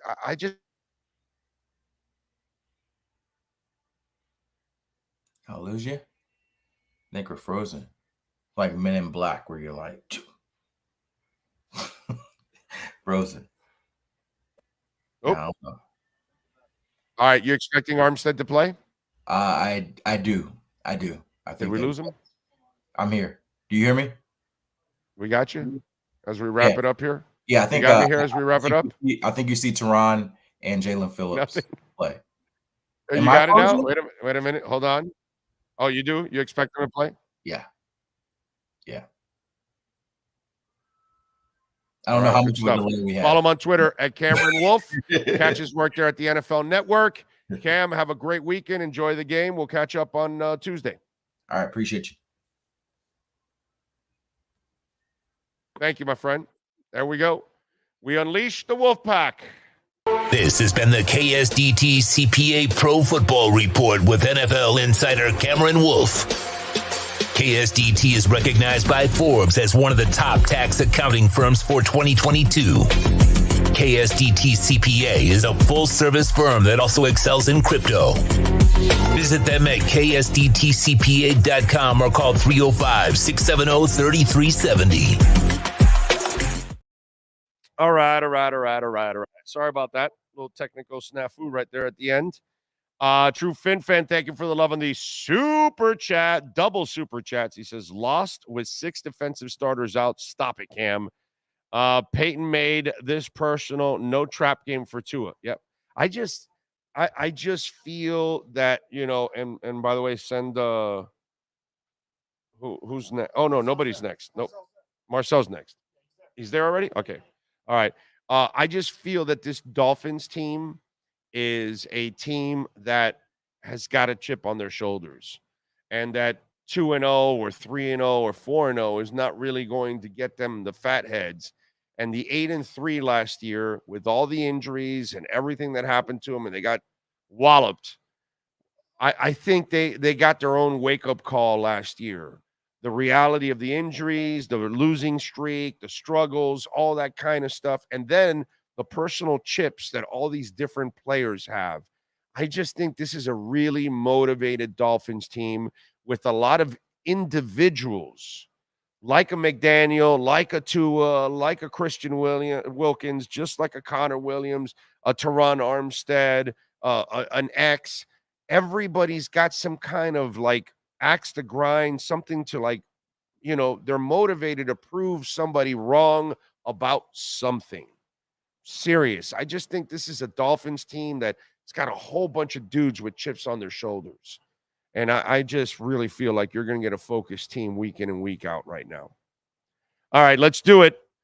Marcel Louis Jacques next. All rise, football fans, as the Welton Rayom Miami Dolphins report with Marcel Louis Jacques is in session.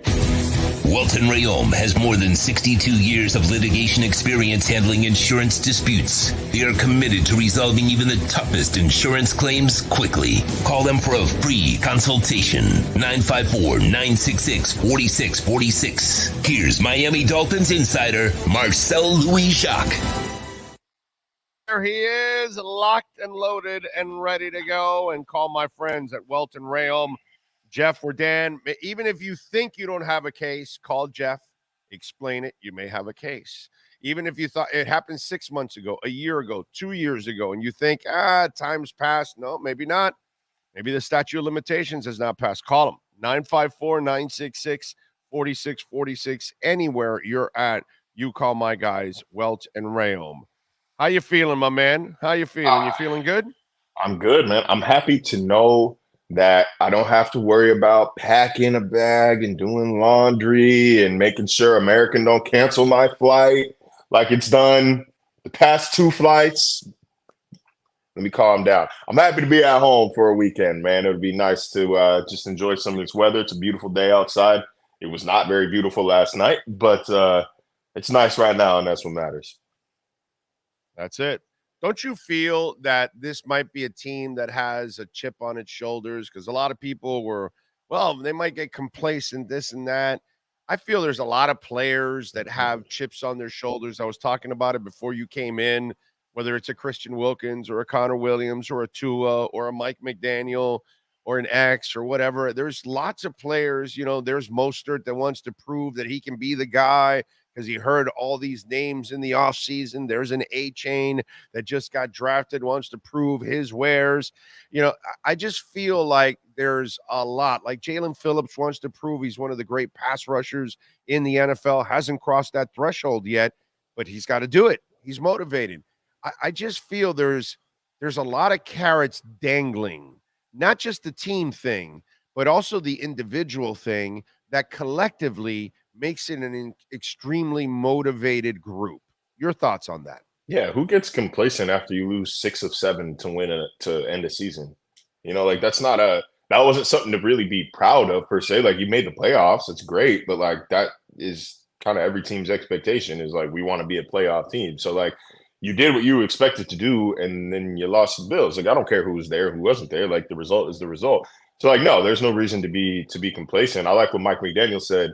I believe it was last week when he was asked, "Hey, you know, what do you have to tell your team to make sure they don't buy too far into the MVP hype, the conference or division title favorite hype?" And he's like, "Last year, my first year here, I think I felt the need to tell them, hey guys, like, don't buy into this, like, ignore it, block out the noise. This time around, it feels like, no, this team knows what time it is. It knows like a 2-win team is not a good team at the end of the day. If they don't win another game for this season, we're talking about a monumental failure here in South Florida. We're talking about jobs being lost in South Florida if they go 2-15. So like, the season's not over.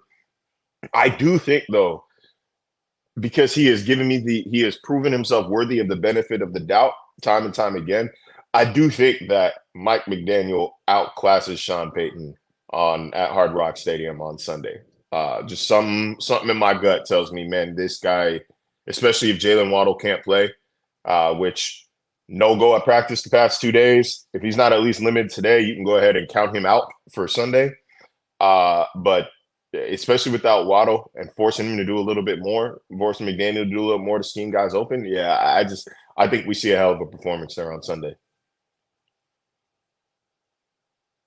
Hell, I can almost see him being a little limited today, just so they can, you know, put the doubt out there for Denver to prepare. He ain't playing. I'm convinced he's going to be held out. So if I ask you, outside of Tyreek, who is going to be the most impactful player on offense against the Denver Broncos on Sunday, who is it?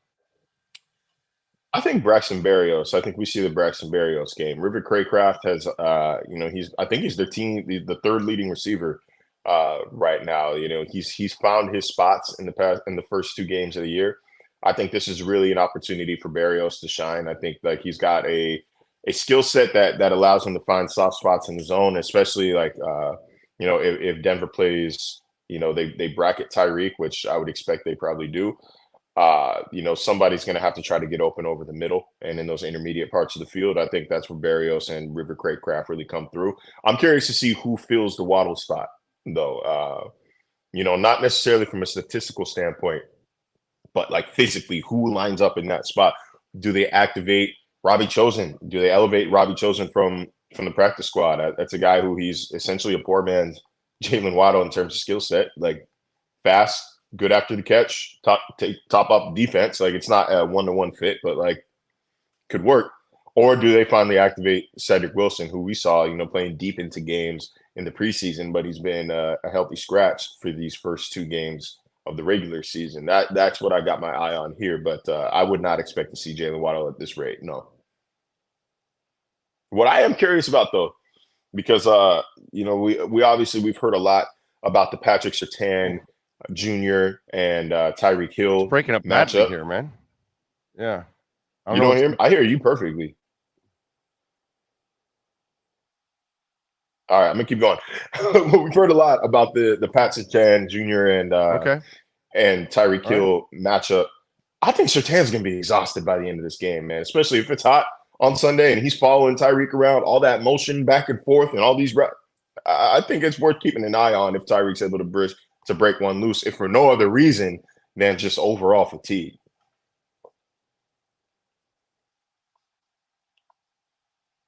Will we see Julian Hill this week? Oh, he's still talking. Is it still going? Does he hear me there? Okay, we good? Will we see Julian Hill this week? I mean, been limited now for the past 2 weeks, 3 weeks. I'm not 100% sure whether or not he plays. Okay, based on the chat, it sounds like Hill this week because based on the chat, it sounds like you're a little delayed.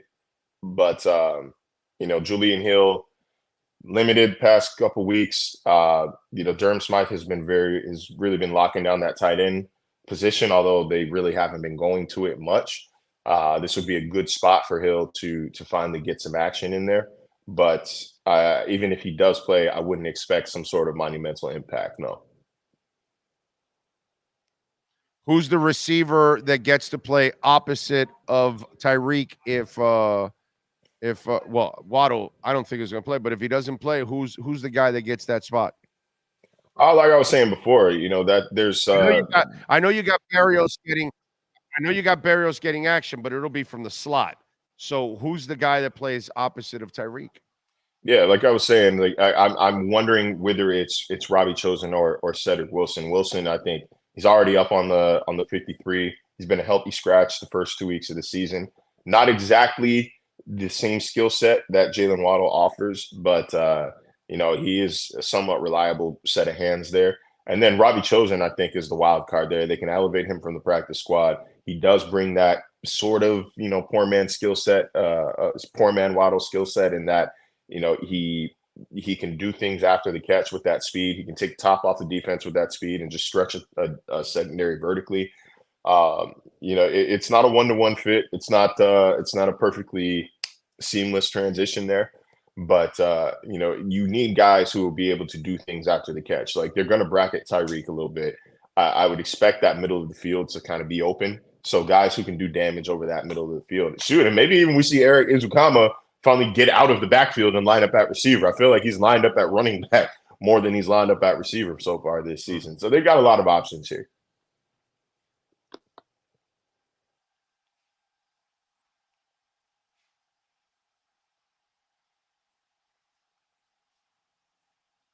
All right, Marcel, it's been breaking up way too much, man. I'm sorry. We're going to have to let you go. The connection's been bad on this one, unfortunately. What's the prediction? You got Miami winning? Like I said, man, I have this feeling in my gut. I got this feeling in my gut Marcel that Mike Louis McDaniel Jacques. really Follow chops on him Twitter up. At Marcel_LJ. Street said they heard me fine, but it's all good, bro.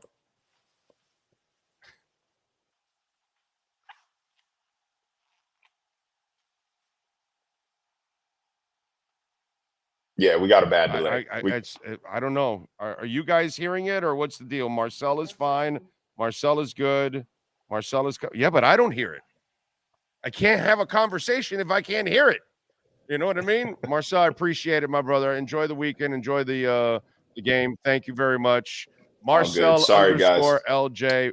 Visit my friends at Walton Rayom. It's all good. 954-966-4646. This has been another session of the Welton Rayom Miami Dolphins Report with Marcel Louis Jacques. At Welton Rayom, they don't get paid unless you win. They handle complex personal injury claims caused by the fault of another in both state and federal courts. They handle auto, trucking, motorcycle slip and fall, and bicycle accidents. Call 954-966-4646. Welton Rayom can help. Possible to do an interview if you can't hear the person. You just can't. And you guys hearing doesn't help me one bit at all. Doesn't help me. It just. I have no idea, bro. I have no idea.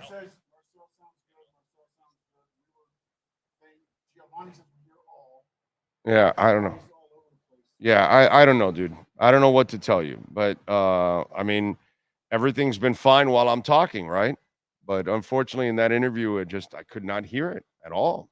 I could not hear what he's saying. It's hard for me to have a conversation if I can't hear what that person is actually saying. So unfortunately, we had to cut that off, and can't do anything about that. By the way, our friends at Sloman's Home Security, 1-800-ALARM-ME. They've been serving and protecting Americans for over 100 years, folks. And, winter is right around the corner for the people up north. Save it, because you're going to need heating oil, right? 1-866-OIL-DEAL. That's 1-866-OIL-DEAL. Sloman's also home security, but they also provide oil for heating oil for your home and your business. They're in 14 different states. So if you live in places like New Jersey or New York or Maryland or Virginia, Georgia, where it gets a little colder than it does here in South Florida, and you're going to need that heating oil, save that number, 1-866-OIL-DEAL. By the way, they've got a fixed price, so you can talk to them, compare what you're paying now, and fix that. And of course, when it comes to alarm systems, you can call, of course, the great people at Sloman's Home Shield, 1-800-ALARM-ME, and Big O listeners can get a free doorbell camera. It's one of my favorite things because it saves me the waste of time of sometimes going to the door because somebody is selling something. And that's why I love the doorbell camera, folks. And when you use our professional installation and our low-cost central station monitoring, you're also getting an LED touchscreen pad, a motion detector, 3-arm doors, and a backup battery. All you got to do is call them 1-800-ALARM-ME and tell them that you listen to the Big O radio show and you want your free doorbell camera. 1-800-ALARM-ME. There we go. Your side, Big O, has lots of delays. It started with the Cameron segment at towards the end. All right. Just say sounds interesting every couple of minutes. Yes. Yes. I don't know what it is, bro, but what am I going to tell you? I can't do an interview if I can't hear the person. So, it sucks. Some happen. Maybe it's the connection here. I don't know. Right. We're fine once the interview goes on. That's when Cam started freezing. I thought it was Cam because Cam started. I'm not getting any issues with internet on my No, screen. and it wasn't at the beginning. It was towards the end of the Cam interview, and then it rolled over here.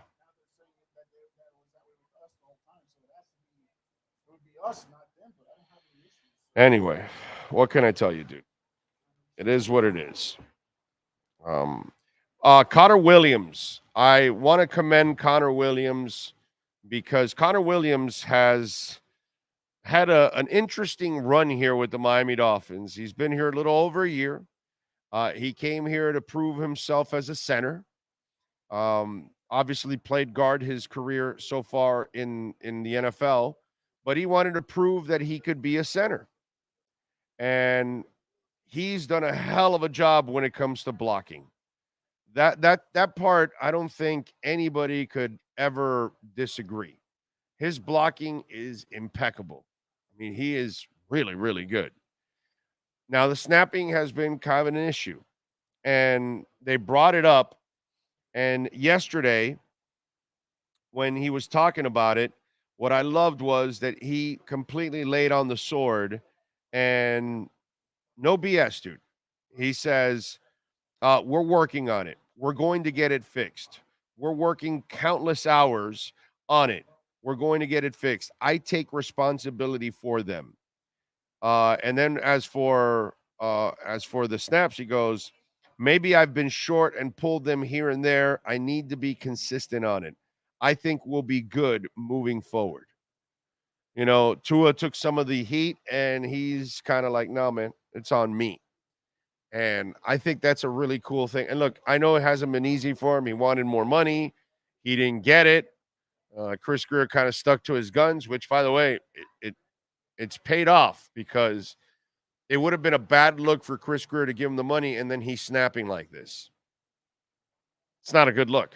Now, he needs to fix this and make sure the snapping isn't an issue from here on out.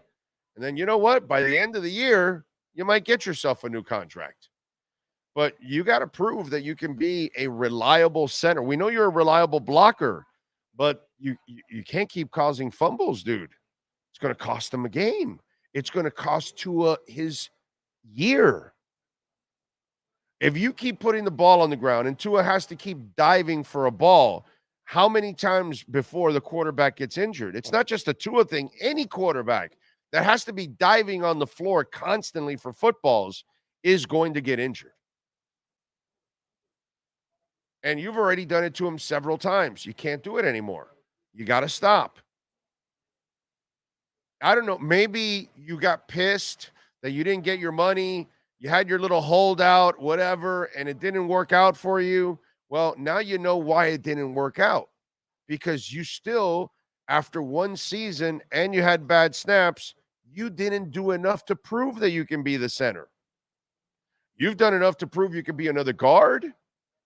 but not a center because you just can't snap bad. It's like yesterday. It's 17-6 after the Giants kicker hit his second field goal.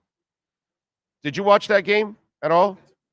Okay, the kicker was super giddy about hitting that second field goal. He's all happy, this, that. And I'm like, yo, dude, look at the scoreboard. You're down by 11. You're happy about what? You did your job. Your job is to kick field goals. That's not a great accomplishment, my brother. Maybe a 56-yarder with 2 seconds left in the game to give yourselves a playoff win, a Super Bowl win, a conference win. Celebrate all you want. Week 3 of the NFL season, where you're actually, hitting 2 relatively easy field goals, and you're like a kid in a candy store all over the place. Your team's down by 11, dude. Shut up and kick. Same thing for Connor Williams. My brother, your job is to snap. And I'm not here to celebrate when you snap. That's your job. That's what you're supposed to do. And you can't do that on a consistent basis. You can't be a center then. So I'm glad he took all the heat because he has to take all the heat. He's supposed to take all the heat. Now, solve the issue. Solve the problem. Because if you can't, you cannot be the center. If this continues again for the rest of the season, it happens a few more times, it proves to you that Connor Williams has to move to guard next year if he wants to stay, but you need to go get yourself a center. The thing he cannot screw up is the snap. He's not allowed to. And he's not allowed to celebrate if he gets it right, like the kicker last night. I saw that and it was like, please, somebody on the Giants team go grab him by the neck and shake him up a little bit, look him in the eye and say, yo, craphead, we're down by 11. There's nothing to smile about. Get your ass back into the huddle or get back to the sidelines and shut up already. But nice job by Connor Williams.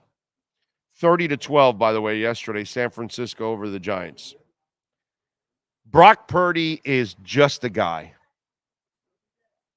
And let me tell you something. We used to have Alice in Chains theme song here for Ryan Tannehill. The man in the box. That's what Purdy is. He's got great weapons, so they're going to help him out constantly. But he just plays in a box, dude. That's what he does. There's no real specialness to it. The team is beastly. Got a great defense, got great weapons on offense. You know what I was thinking? The double standard is so beautiful. I tweeted this out yesterday. If Tua ran the same offense, they would say, oh, my God, it's a dink and dunk offense, and they can't go downfield because Tua doesn't have an arm. You know the stupid shit we heard in 2020 about Tua? When some of you idiots were thinking he can't throw deep, that he doesn't have an arm, all that stuff. Remember that? Huh? Remember that, boys and girls?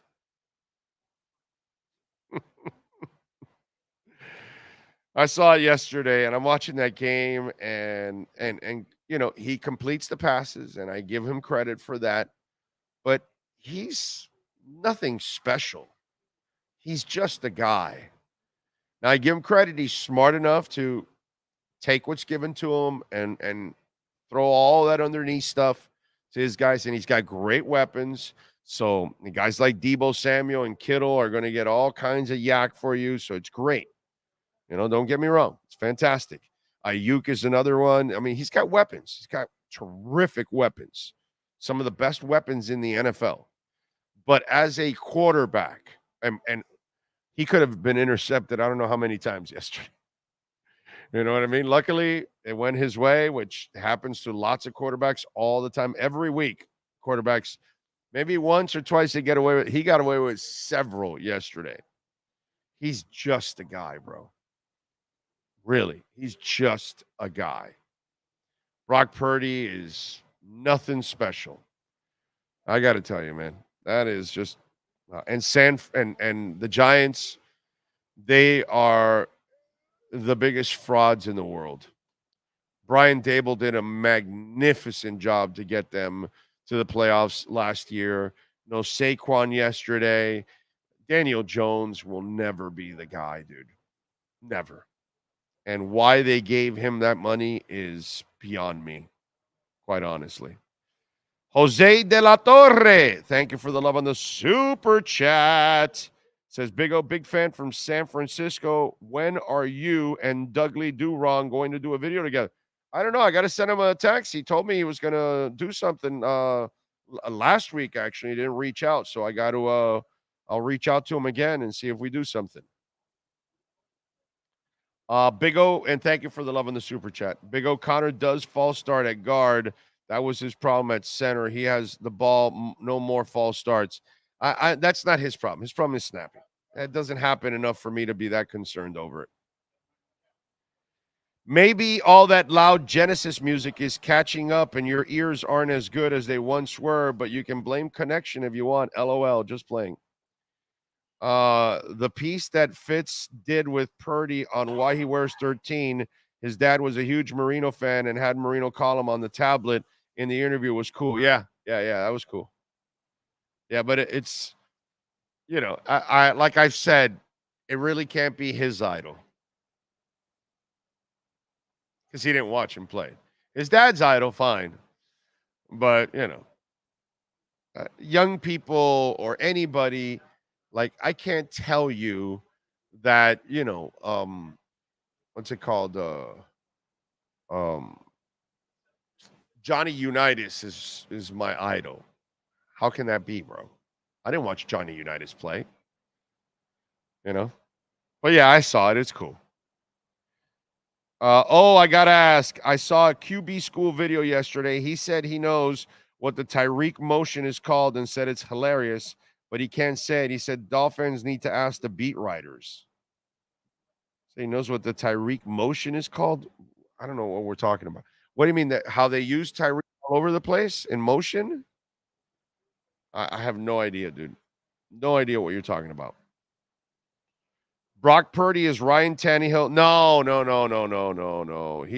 He does have pocket presence, and Brock has accuracy. Tannehill does not have accuracy. Tannehill can't do what Brock Purdy does at all. Cannot do it. He cannot consistently throw the open guy. Can't. He'll throw it behind. He'll throw it above him. He'll have the erratic throws because that's kind of part of his MO. All right, 1 minute break. Hour number 3 starts, and we'll see if the internet's a little better here. Anthony Chang with our BaptistHealth.net/ortho Miami Heat report. When you move, you need a reliable company led by passionate folks eager to assist its customers during a transitional process that needs to be smooth. Call Essential Moving Experts at 844-368-5750 for all your local and long-distance moving needs. You can rely on Essential Moving Experts. Mention the Big O Radio Show and get $150 off. Family owned and operated. They offer free 30-day storage, full service moving, fully licensed, bonded, and insured. Moving was never so easy. EssentialMovingExperts.com.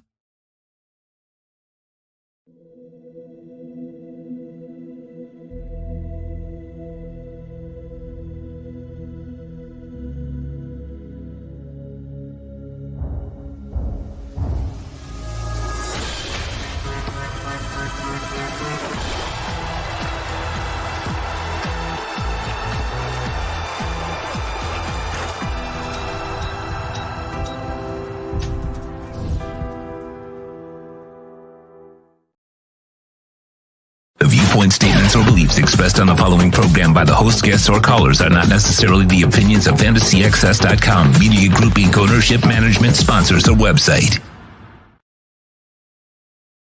Heat fans, the fast break is on. It's our Baptist Health of South Florida Heat Report with insider Anthony Chang. From orthopedics, sports medicine, cardiovascular, and even cancer. Get the world-class healthcare your family deserves at BaptistHealth.net. Here's Anthony Chang. All right. There he is, Anthony Chang, ready to go. Oh, man. How you feeling, my man? You feeling good? Doing good, Big O. Anything going on today? What's going on today? Nothing, nothing at all. Portland Trailblazers, maybe waking up a little bit. You tell us what's going on. Look, earlier this week, at the start of the week, from what I was told, things are still pretty quiet between the Heat and Blazers. I think, according to credible reports, Portland has started talking to other teams, but it seemed like conversations between the Heat and the Blazers were still not, they weren't really engaging the Heat in those talks. But it seems like things have changed a little bit in the last few days, last 24 hours. And the phone just kept ringing from the 28 other teams, like no answer. Is that their problem? Yeah, so I mean, this is kind of what we've been talking about for the last month, Big O. As camp got closer, things are going to pick up. Does it mean a deal is going to get done? Obviously, we don't know that. We've seen deals come close and it falls apart. I don't know right now where things stand. I do know that things seem to be trending in a better direction for the Heat compared to 4 or 5 days ago. But we'll just see the next 24 hours, later today, this weekend, next week. There's about 9-10 days before media day. It'll happen, if they want to get this deal done before then. It's going to happen. All this shit was posturing from the Blazers. And the reality is they're screwed and they're going to have to do it. And if they want a circus, then go. I saw one of those Portland writers. Oh, they're still ready to bring them to camp. No, they're not. That's a lie. If they do, then they're even more dysfunctional than what I think they are, to be quite honest. Because if you're willing to then have to answer those Dame Lillard questions every single day, and Scoot's going to have to answer those Dame questions every single day. And if you want that, you go ahead and knock yourselves out. Why don't you roll the tape with Stan Van Gundy and Dwight Howard and see how that worked out? You go ahead and do that, bro. That's going to be really productive for you. So to me, this is why I haven't bought any of this crap. It just, unless you're just an absolutely lost franchise, you're the Clippers under Donald Sterling. Unless you're something like that, a smart team is going to say, all right, sometimes, you got to hold them. You got to know when to hold them and know when to fold them. Yeah. Right. As Kenny Rogers, the late, great Kenny Rogers would say, it's time to fold them, bro. It's time to fold them. Yeah. And you've seen over the last week or so, them trying to create a market, right? There's been talks of other teams. And Woj doing his best, kissing ass and doing it and taking a bullet for the team so he can get 40 new more good stories and just mishandle this one. Yeah, they're all trying. And look, yes, like I know a lot of people that will say Joe Cronin has mishandled the situation. But if this deal does happen, and let's say hypothetically DeAndre Ayton is involved and he goes to Portland in this type of deal, and somehow Portland comes away with DeAndre Ayton, Nikola Jovic, and/or Jaime Jaquez, and 2 or 3 Heat picks. I mean, that's a pretty good haul for Portland in this scenario, in this situation, considering where the way things unfolded. Damian Lillard saying only wants to go to the Heat. Not a big market for Damian Lillard. If they find a way to get that, I will say, maybe Joe Cronin didn't mishandle it as like we think, because that's a pretty good return. So we'll just see, right? I mean, up to this point, it's kind of been, I know people have been kind of confused as why it's taken so long for the teams to kind of just talk again after things kind of picked up in July. It's been 2 months. But if it ends that way and the Portland does get a return like that, they really can't ask for more. Yeah, no. And look, the Heat's job here is to do a responsible deal, one that leaves you with a team that you could go out and challenge for a championship. Because if not, it's not worth making this move. You know, you don't do the Carmelo Denver move. That makes zero sense to end up doing that. The Knicks gave up everything, and then Melo got his way, got his money, and got it in New York, but then he had no team around him. And so, you know, and Melo wasn't a guy that was going to carry a team. Nobody really does that in the NBA. You're going to need help. You need help, yeah. To get to a title. This isn't Syracuse where you're in college and you can will a team. You can Danny Manning the thing all the way to a title. You know, Glenn Rice the thing all the way to a title like Melo did.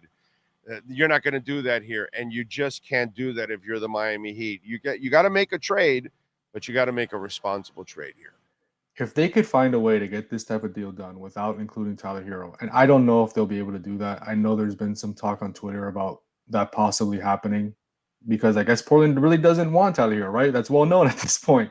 If they can find a way to get it done and make the money work without including Tyler Hero, yes, their cap sheet would be a nightmare next year because they'd have those 4 guys in the books at a lot of money. But I mean, if you could get a trade like this done without including your 3 best players and really your 4th best player in Caleb Martin, probably, that's pretty incredible. But you got to get rid of Tyler. You have to get rid of Tyler, my man. You have to find a third team.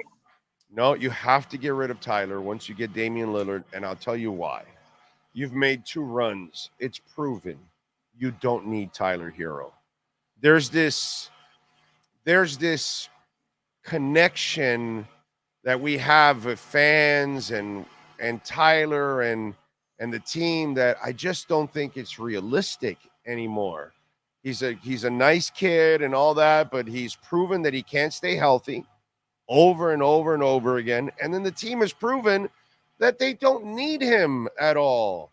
And that some of the young guys you have may be just as impactful and as serviceable as, you know, a Caleb Martin. I'd almost rather give him the playing time than give Tyler, because I'm going to get more on the defensive end than I am from this guy. And when I get Damian Lillard, I don't need him nearly as much anymore.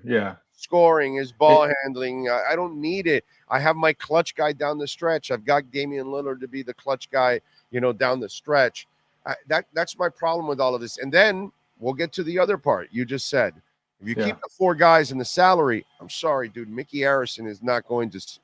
The tax bill would be very expensive this year. Exactly, bro. Mickey ain't gonna carry that kind of tax, man. If Tyler was to stay on the roster in this hypothetical situation, he would have to accept the 6-man role again, right? That's the only way that would even work. I mean, there's no way you can't start him, Damian Lillard, Bam, and Jimmy together. There's only one ball, right? So it would be with him understanding, okay, I'm going to go back to what I was doing 2 years ago. I'm going to come off the bench, score 15 to 20 points a game. And yes, there is a need for that. But I guess the question is, would he want to go back to that role, right? So this is all, again, we're getting ahead of ourselves here. They have to get a deal done first. But it is interesting because I think we all assume Tyler would definitely be in the trade, right? Because it just makes sense for a lot of reasons. But what if he's not? That's something I think we have to consider at this point. Oh, he'll be sent somewhere. Maybe not Portland, but he'll be sent somewhere. Although I found it funny that somebody was including the Suns, and I'm like, well, you guys don't have picks till 2099. Like, what do you have to give? You know what I mean? Yeah. So it's like, how can you even be a facilitator in this? Well, you don't have picks to give. You don't have any cap space. It's all about Ayton. Right, and they're paying high unloading Ayton. That's all it is. Unloading Ayton, and getting Nurkic back, right? Which Nurkic is like half the salary. So they shed, let's say, $15 million in raw salary, but for the tax, it's probably close to $100 million at this point. So now for them, that's the guy I can see coming to Miami. Yeah, Nurkic. I think Nurkic will be part of the deal. Because Portland will want to, okay, you want him? Well, the only way it happens is if we get to unload this salary with you guys. And then I think that's what's really going to happen. I think you will get Nurkic, which is another reason why Tyler has to go. Because you're going to bring in another salary like it. Because this is Portland's chance to unload that salary. And since you're rebuilding, and by the way, Miami could use your Nurkic, actually. Although You They have a lot almost of. You don't have wish Thomas you, Bryant now. You have Orlando yeah. Robinson. It's just a lot. I mean, you You would needed ha- centers last year, but this year you would have 4 centers in that spot. Yeah, You know, that'd be- exactly. Now you'll have a lot of centers. Yeah. So you'll have to move Bam to power forward. We'll see. But I'm saying though, like going back to Cronin, if he finds a way to get this done with Phoenix, and they can get DeAndre Ayton, and they can get the Heat's picks and a young player, 2 young players from the Heat, and offload your Nurkic to the Phoenix, that is a good return. I don't know. I don't know what's in that for Phoenix other than saving money, right? Or unless they get another piece in somewhere in the deal. But if that does come to fruition, that's a good trade for Portland. That's a really good trade for Portland. Are you hearing of any players out there that are waiting for this to happen to see if they may sign with the Heat after? I mean, things have really dried up, right? I mean, the talk was about Christian Wood at first. I don't think there was a lot of interest there, which we've covered. Kelly Oubre, right? There was talk about him waiting to see what was going to happen with Damian That Lillard. makes sense. That one makes sense. But now, he's committed to Philly. I think, like we talked about it earlier this week, Goran, right? He's unsigned. He told me last year he wanted to play at least one more year, maybe a couple more years. He's made it known he wants to play for Miami. If Kyle Lowry is included in this trade, the Heat all of a sudden need a point guard on the roster, right? Another point guard on the roster. He could be a guy that's waiting to see how things unfold, where the Heat's roster stands after this type of deal. So he's the first one that comes to mind. Going to be interesting, dude.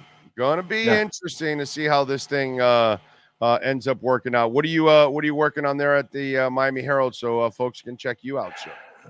It's going to be a weekend of monitoring and making calls about this Damian Lillard situation. We'll see if we get a resolution in today, tomorrow, Sunday, by the end of the weekend.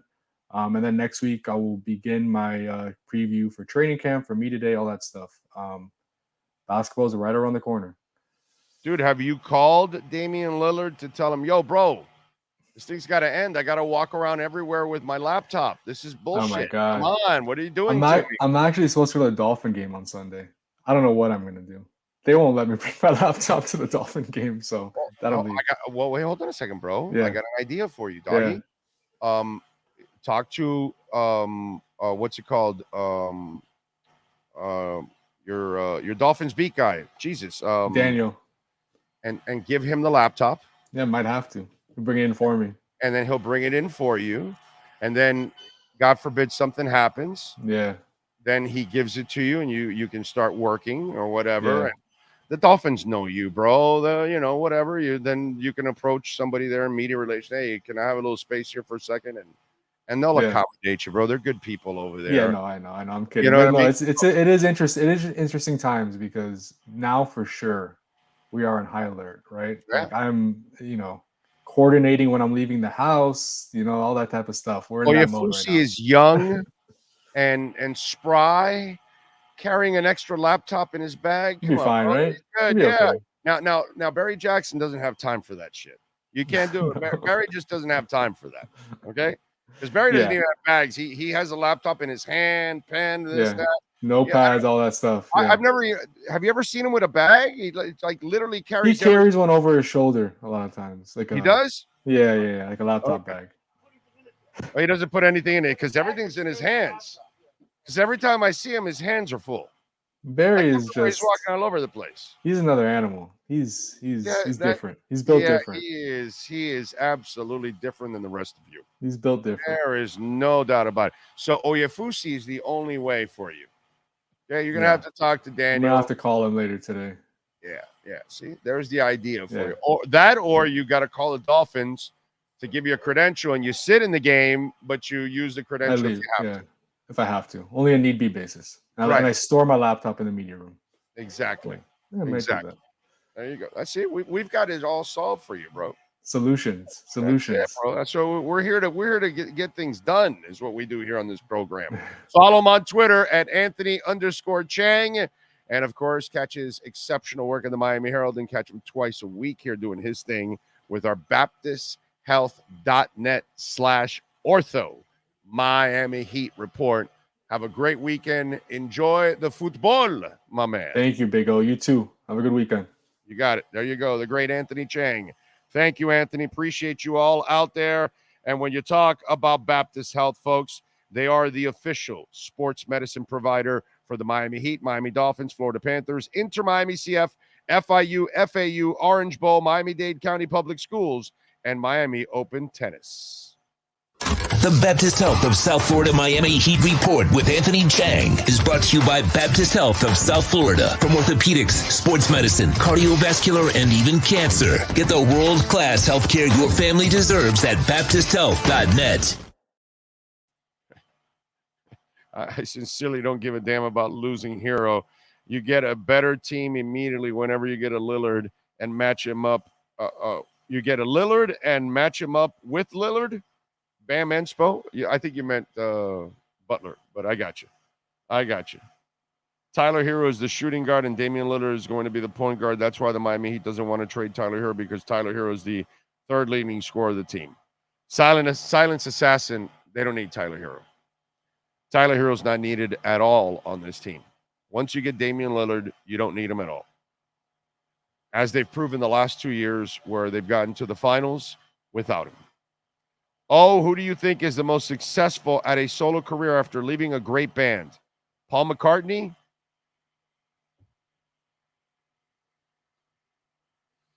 I think Phil Collins had more success than Paul McCartney. More hits. Way more hits. And I love Paul McCartney and Paul McCartney Wings, Paul McCartney Solo. I have most of his stuff, actually. But I think Phil Collins was more successful leaving a great band in Genesis. I'm going to say that. Stevie Nicks, her solo career is Hall of Fame-ish, obviously, because she's there. But I'll go slightly Paul McCartney over Stevie Nicks. I'll go Phil Collins over Paul McCartney.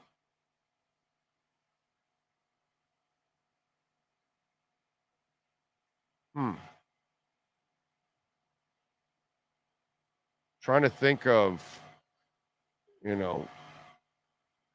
there's Beyonce leaving Destiny's Child. She's had a crap ton of success without Destiny's Child. I actually like Destiny's Child music.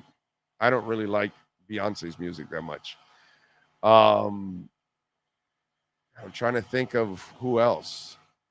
Diana Ross, The Boss. Oof.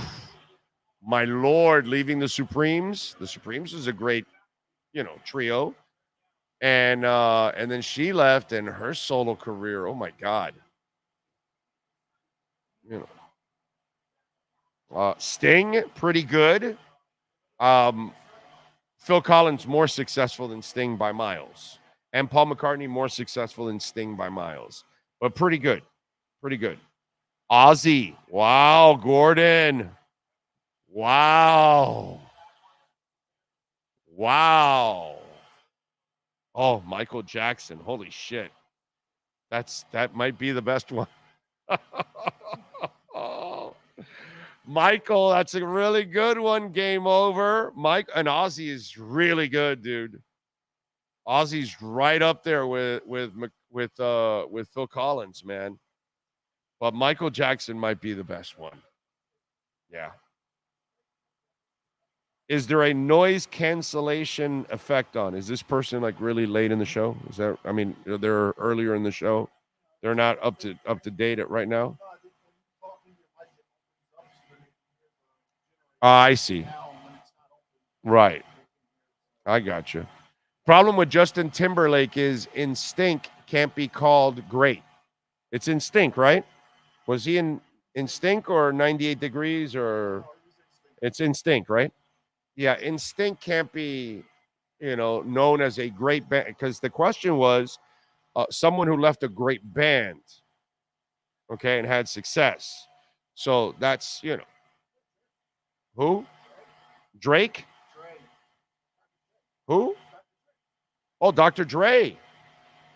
Well, but he was a producer, he was a producer for NWA. He wasn't the guy. He wasn't one of the rappers. He was just a producer.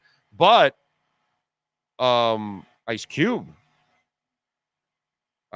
left.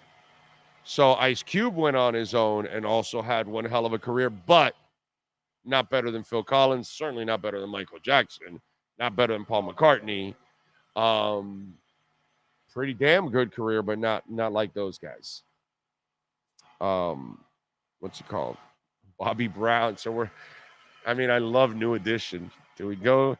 And Bobby Brown had a couple of hits, but not good enough. Not even close. Don Henley, very good.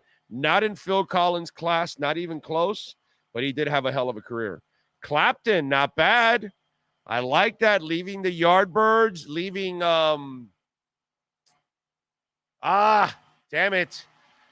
Besides the Yardbirds, before he went solo, what's the name of this gentleman that has had so many musicians go through his band? Oh, he was part of that band. Damn it. Oh. I hate that I can't remember that now.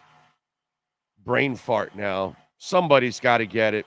You got to be a really hardcore rocker to know the person I'm talking about. Because, man, I think he's still alive, actually. Not Cream. Oh, he was in Cream, too. Yardbirds, Cream, and damn it.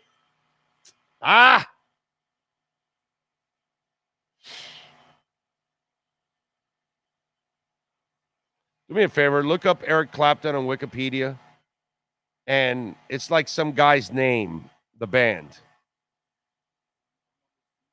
Oh, Gwen Stefani. That's a good one. No, just hit Wikipedia and then look to the right where the profile is, and it'll say the bands he's been a part of. And it's like, no, Ginger Baker was but Ginger went on his solo career. I don't remember that was like successful or anything like that. Ooh, Tupac. Oh shit.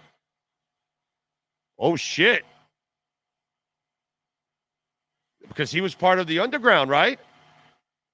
So he leaves the underground and Tupac goes on his own. That's way better than Ice-T. Solo career. Right? Not Michael Jackson, not Phil Collins, but damn, dude, really close. Because he was in the Digital Underground. You leave Digital Underground, you go solo, Tupac. That's a good one. Come on, give me props. Give me props. That's a good one. And that's a little bit off the beaten path because we're not thinking rap as much. Yeah, give me the names. Let me see if somebody got it. John Mayall. That's it. You got it. The John Mayall. That's it. John Mayall. Damn it, bro. That's it. John Mayall. John Mayall is a god. What's that? What was that? Oh, Fergie. Oh, my boy Morrissey. That's right. Hell of a career. Again, not Phil Collins, not Michael Jackson, not Tupac. Okay, I'm putting Tupac way up there, bro. Way up there. Lauryn Hill's not enough, bro. Lauryn Hill had one album. Lauryn Hill's lazy. Lauryn Hill, the Lord blessed her with incredible talent, and she basically half-assed it. Lauryn Hill should have made way more music, dude. Steve Perry had a couple of nice hits, but not in that conversation. Michael McDonald, I keep forgetting. We're not in love anymore. No, and Lauryn Hill is not a good one, game over. It's not a good one. Okay? It's not a good one. Not when we're talking Paul McCartney and Tupac, okay? Lauryn Hill doesn't belong anywhere in a conversation with Phil Collins. Nowhere. Her abilities, her talents are exceptional. Her accomplishments aren't shit compared to those people. Nothing. No Beyonce, and I'm not a Beyonce fan. I love Lauryn Hill's music 100 times over than Beyonce, but I can't argue Beyonce's longevity, track record, and success, and people love her. You know what I'm saying? Lauryn Hill is a terrible suggestion. She's a blip in the radar, bro. That's it. Darius Rucker. Oh, man. There you go. Freddie Mercury? No, he didn't do anything on his own that was successful. Not like, well, again, Tupac, Phil Collins, Paul McCartney, Michael Jackson. Bro, you asked me, somebody who left a great band to then go on have a great career, those people don't belong anywhere in the same category with those kind of people. Ginger Baker did go solo, is crazy as hell, but arguably the greatest drummer. Yeah, but that's not he had no success. He was no sensation or anything on his own. He's a great drummer, yeah, there's no doubt, but he's not Paul McCartney or anything like that. Who? Paul Simon did a great job on his own after Simon and Garfunkel. That's pretty damn good. Way better than Lauryn Hill. Way better than Lauryn Hill and Fergie. Well, she was Black Eyed Peas, and then she goes by herself. Yeah, but Wild Orchid, who gives a shit about Black Eyed Peas is the band. That's a good band. If we're going to talk about a great band, then what Black Eyed Peas, and they accomplished a crap ton. I love Black Eyed Peas. I'm a huge Black Eyed Peas fan. Who? With Ham Hocks.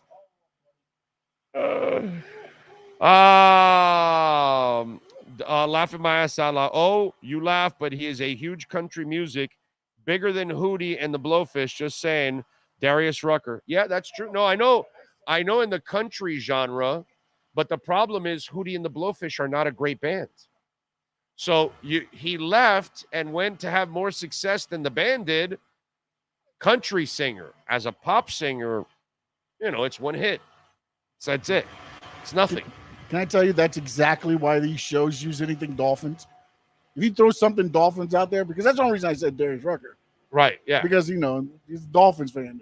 And look, defense. Yeah. They come running. Don't you talk about my Darius Rucker like that. CeeLo Green. Because he was part of, damn it. Yes. God, I'm forgetting the band that he was a part of. But now, CeeLo had some hits, and then that's it. He died. That's it. The T-Rex, he doesn't have any more hits. So that's the problem with him. He had a couple and then over. Done. No more. And then he had an iPhone explode on his ear. So it doesn't count because he didn't leave a great band and he didn't have this great career. He had a couple hits. And then what are we classifying as a Goody great Mob. band Thank you. Thank you. Huh? What are we classifying as a great band? That's my problem. Exactly. You know what I mean? Some of these are coming out with people like, Harry Styles. I don't know if I wouldn't put One Direction in great band territory. I get it. It's a boy band and a whole bunch of little girls like them. Harry Styles' music is actually pretty good. I'll give him credit. But the One Direction crap, I don't know, bro. I guess that part is subjective for me.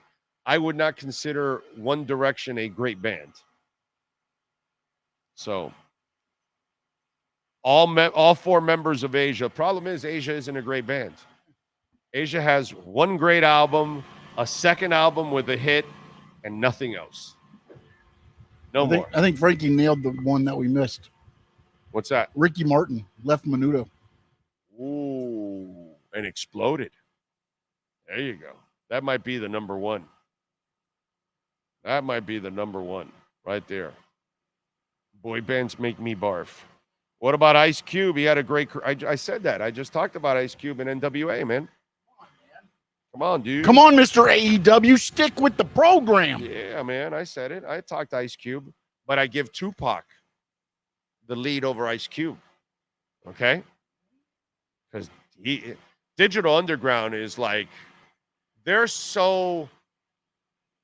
think they're underappreciated. Digital Underground. Okay? Question is, do you consider? See, here's where I also fall into the whole Tupac thing, where I'm wrong. Is Digital Underground really considered a great? They're not. They're really not. They're not considered like NWA, and they're not considered like Run DMC, and they're not considered like, I don't know, something of today, Kendrick Lamar or J. Cole, or, something that's elite in today's rap world.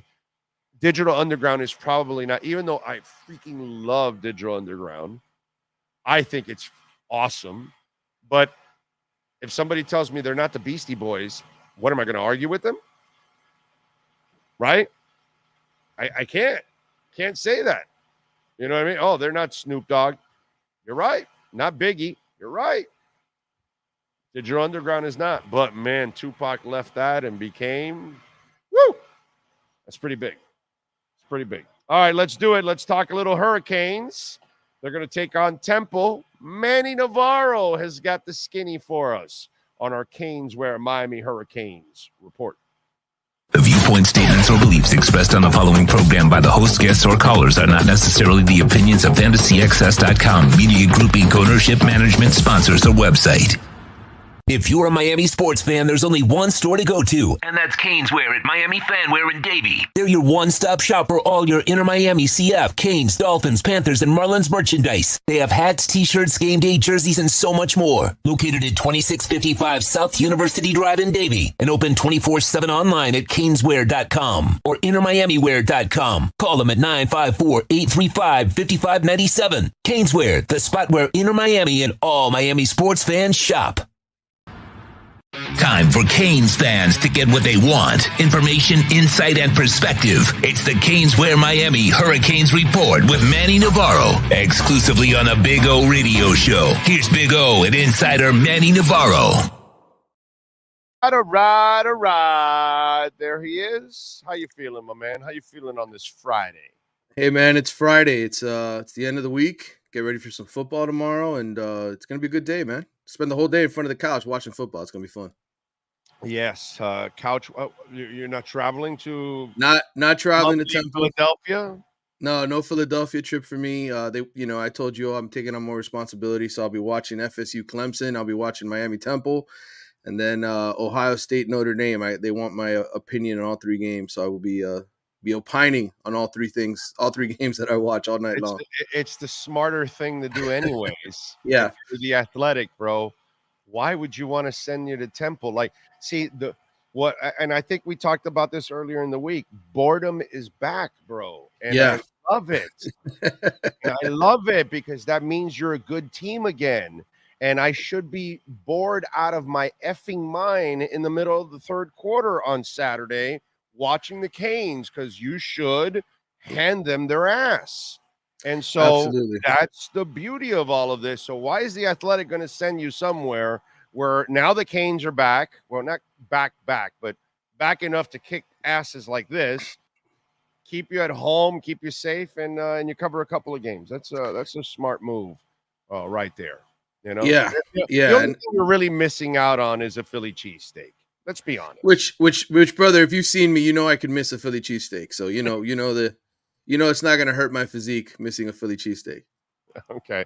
By the way, Jalen Waddle's still in protocol. McDaniel doesn't want to definitely rule him out for Sunday, but I ruled him out 3 days ago for you guys. I told you he wasn't playing. He's not playing. So, whatever they want to do. I actually thought today they would put him out there like, stretching or whatever. So the media would write, okay, limited.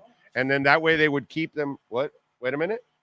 Hold on a second. McD said Waddle will practice today, said he's still in protocol. That's exactly, there we go. That's what I expected. Still said they'll see how it progresses tomorrow. Said they'll wait until Waddle clears protocol to decide.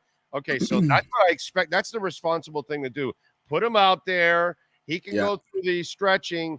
They write, oh, he's limited, and then they have to prepare for him when he really isn't playing Sunday. So whatever. But that's how you do it. How about for the Canes? Any injuries that we should be concerned? Yeah. Well, I mean, the five guys that got knocked out of the Texas A&M game with injuries, the three starting defensive linemen, Mark Fletcher, the running back, and then, of course, Cam Kitchens. We'll find out. I don't know that Mario's going to want to rush any of them back. He sounded optimistic. But listen, they got a bye week after this week, so Right. that's another week. You don't have to put their bodies out there.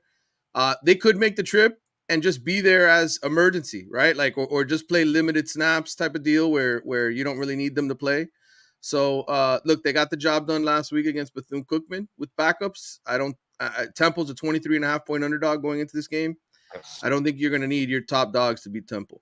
No, and after what happened to Cam, this is a beautiful thing right now for him to give him some rest, get him healthy, and you get another week off after that. I to me, at least the Cam Kitchens one, I would not rush that young man back. And the beauty of Cam Kitchens also, okay, this is not one of those guys that needs to go out and prove himself to the NFL and the world and all that shit. Everybody knows already he's a badass. Right. So missing a game or two is not going to hurt his draft status whatsoever. Whereas maybe some other guys that haven't proven themselves and they're running out on eligibility, they might have that issue. The good thing for Cam is there's a healthy amount of respect for who he is as a player anyway. So that's good. Yeah. Yeah, no, you're right. And look, they put themselves in this position, right? To That's right. Between the transfer portal and all the other pickups and the freshmen that they have, this is another good opportunity to get those guys reps while he's out. You get those guys to get some valuable playing experience. So when Cam is gone, you have somebody who's played, right? Who's had a couple starts under their belt and gone out there and slayed the dragon, so to speak. So we'll see. But I would suspect the two defensive linemen that I saw without any issues, which was Nigel Kelly and Branson Dean. I didn't see them wearing any brace, anything on their. I would suspect those guys will probably play. I'm more skeptical about the other three, just because, again, there's no need to rush them back after concussion / neck injuries and things of that nature. Anything a Canes fan should be worried about in this matchup? Just health. I mean, that's the main thing, right? You want to be healthy going into ACC play. And so, just avoid the injuries in this game. I think Miami's going to come out there and dominate up front of the line of scrimmage because Mario's built them that way. So I don't expect them to have much trouble. This is a team that lost to Rutgers 36-7. I know Greg Schiano's at Rutgers and is doing a pretty good job. But, hey, if Rutgers can beat them 36-7, Miami should be able to do the same at least, right? Playmakers have. Tyler Van Dyke's playing at a high level. What I want to see from them is a little bit more crispness in the passing game when it comes to Colby Young, little fewer drops, right? Because he fumbled. He had a couple drops earlier this year. Just get the chemistry going with him so that it's really hot and ready to go when you got to go up to North Carolina in a few weeks. That's the next big game, really. Georgia Tech's going to have a decent offense. They're 1-2. They can score some points. Just go into the bye week with some positive momentum, man. That's what I'm looking for. Yeah, Georgia Tech has learned how to pass the ball now. That's actually a good thing. They actually figured out that the ball goes in the air also there at Georgia Tech. So they got rid of that guy and said, hey, they throw everywhere else. Why don't we start doing that? Right. This is basically the Manny Diaz Memorial game, right? The Temple game, right. And the Al Golden, I mean, we could call it the Al Golden Bowl. We can call this the Manny Diaz Bowl, whatever people want to call it. But did this game come from those Manny Diaz negotiations? No. This was from a while back, a sort of leftover game from what I remembered that Miami and Temple were going to play. So, okay, all right. I think it's actually from the Big East days, way back when. So, shit, really? Yeah, I think there was another time when Miami was supposed to play Temple, probably about 10 or 12 years ago. It didn't get done, and they just sort of pushed it ahead. Wow. Yeah, that's crazy stuff, dude. I didn't know. I thought this was like a Manny Diaz thing. Like, okay, we'll give you Manny Diaz, but you gotta come here to play us. All right, we'll do that. Whatever. I mean, that's what I kind of thought it was, man. Really, that's interesting. Wow, I did not know that this is a leftover game from that long ago. All right. Recruiting. What's the latest? Jeremiah Smith is the guy that they're really after, the number one player in the country, in my mind, number one receiver, certainly. He played last night on national television. Him and Chaminade took on Miami Central. It was a great game over there at Travis Powell Stadium, and they're going to keep the heat on him. He said some really good things about Miami. He said, look, Shannon Dawson and Mario promised me the offense was going to look different. It looks different. So that's going to be a battle that goes all the way down to signing day for that kid. But look, they're looking to flip some kids. There's some high priority targets, guys that they've pursued for a while. When that happens, I don't know. I mean, from usually once the football season starts, once we get into September, we don't see a lot of flips in the middle of the season. We usually see it towards November, December, when those kids, right, when those kids are like, hey, I've seen the coaching changes. You know, I know which coaches have left now, and etc. So you'll probably see more of that then than you will right now. But there's certainly a lot of kids that I think have taken notice of the changes Miami's made offensively and how good they're playing, that it's going to help them flip some guys. Dude, it's what we've talked about over and over again in this segment. As the increments of success happen, then you start convincing everybody else that this is the right place. But for years, the incompetence, the losing, all of that, you convince people that this is not the right place. And that's what Mario has to do. He has to erase the memories of the last 20 years and show them, yo, no, man, we're back to when I was a player here. Right. This is how it's going to be. And as you continue to mount these wins and you're dominating them, and then you're also doing it in a much cleaner fashion, that you're not making a whole bunch of mistakes and you're looking great offensively and you're looking better defensively. Now kids nobody wants to join, the Titanic, bro. Yeah. Like if you're telling you the ship is sinking, buy me a ticket. I'll be on there. Yeah, let me go. I want to go. Yeah. No, you're not doing that. You're not buying a ticket to join the Titanic. That's what the Canes were for many, many years now. And Mario, to his credit, bro, he has stuck to his guns. He has stayed incredibly positive and throughout this whole thing. And I think now it's starting to pay off, dude. Proof of concept is what they call it. It's one thing to sell a dream. It's another thing to start to make it happen. And I think for all of these kids, they got to see it. They want to be shown, because the thing is, the Ohio States of the world, they can turn around and say, hey, you see those guys on Sundays? Right. Those are our guys. Hey, did you see us play in the college football playoff last year? We almost beat Georgia. It went down to the wire. Our kicker missed a field goal. Right. That's proof of concept. And until you have proof of concept, it's really hard to get the kind of buy-in that you want. You can, the first year to me, when you're building a program, you're going to get kids to have, I'm a part of this no matter what. I'm excited. I'm going to be the first one fighting. It's the second line and the third line and the fourth line of recruits that have to sort of see something, because now you have something to show for it. So that's why that win was so important. And I think ultimately here, this team wins 9 or 10 games, they're going to have a fabulous recruiting class. They're going to get some really good transfers to come in here, because Mario will have proof of concept. He will have something that is tangible and not just a belief. I'm with you there. So a artist that leaves a great band and then goes on their own to have a great career. Okay? Yeah. Michael Jackson, Phil Collins, Paul McCartney. Who's number one there? I was going to throw in Tupac. The problem is that the Digital Underground cannot be considered a great band. Right. You know what I mean? And so that's the problem. Tupac is great, but you kind of somebody who went solo. Well, I think Beyonce would have to qualify, right? Because Destiny's Child was another one that was. Would you consider Destiny's Child a great band? They had a lot of number one hits, from what I remember. So I think you would have to consider Beyonce up there as far as the females are concerned. She'd have to be up there. Beyonce, very, very high. Diana Ross, yeah, and Stevie Nicks. Yep, absolutely. Personally, I'd go with Stevie Nicks because I love her music. But you can't go wrong with any of those choices, though. They're all great. Who's number one though? If we had to tab number, probably Michael Jackson, just because he all the number one singles and just the way his career took. He was the biggest global superstar at one point. Yeah. The other guy was Phil Collins that I forgot. Yeah. Phil Collins is another one, right, from Genesis. He would be like my number two behind Michael Jackson. Yeah. Oh my God, Phil Collins. Genesis is great, but he left, and my God, the amount of hits, the amount of movies that have his music. Yeah. And cartoons for kids too, on top of all of that. My God. He's at another level, bro. Another level. Yep. Yeah. I think certainly Beyonce would make the top 3, though. I think you'd have to consider. Yeah. I'm not a big Beyonce fan.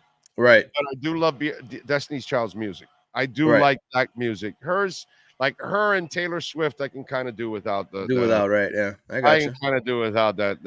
It's like I love Black Eyed Peas. I could care less about Fergie. Yeah, I got you. Yeah, I love No Doubt. right. Gwen Stefani's not. Yeah, You can have Gwen Stefani's music, bro. Now, No Doubt. Oh my God, I love No Doubt, bro. Yep. Love No Doubt. Great music, dude. Yeah, Great. sometimes the breakups aren't the best thing. No. Yeah, I love 10,000 Maniacs. Yeah. I think Molly Merchant did all right solo, but her 10,000 Maniac stuff is just Right, top level. absolutely at another level. Bjork did better on her own than with the Sugar Cubes. That Mhm. I'll give the Icelandic one a little love there. All right, what are you working on the Athletics so folks can check you out, my friend? Yeah, we had a ton of stories come out this week, ACC related. We had an ACC mailbag. We had our ACC power rankings. I did a feature story on IMG Academy with Chris Kamrani, who's one of our best reporters. I spent a lot of time going back and forth to IMG and just sort of a big picture. They're just sort of a fascinating program because they've got most guys in the NFL right now, 14 NFL players on rosters, and so, a lot to read over at The Athletic. There's a ton of great content from all of our college football writers, and whether you want college football, soccer, NFL, whatever, it's all there. We got a tremendous team. And follow him on Twitter at Manny_Navarro. Manny, as always, thank you, my brother. Have a fantastic weekend. We'll talk on Tuesday. All right, brother. You take care. You got it. There you go.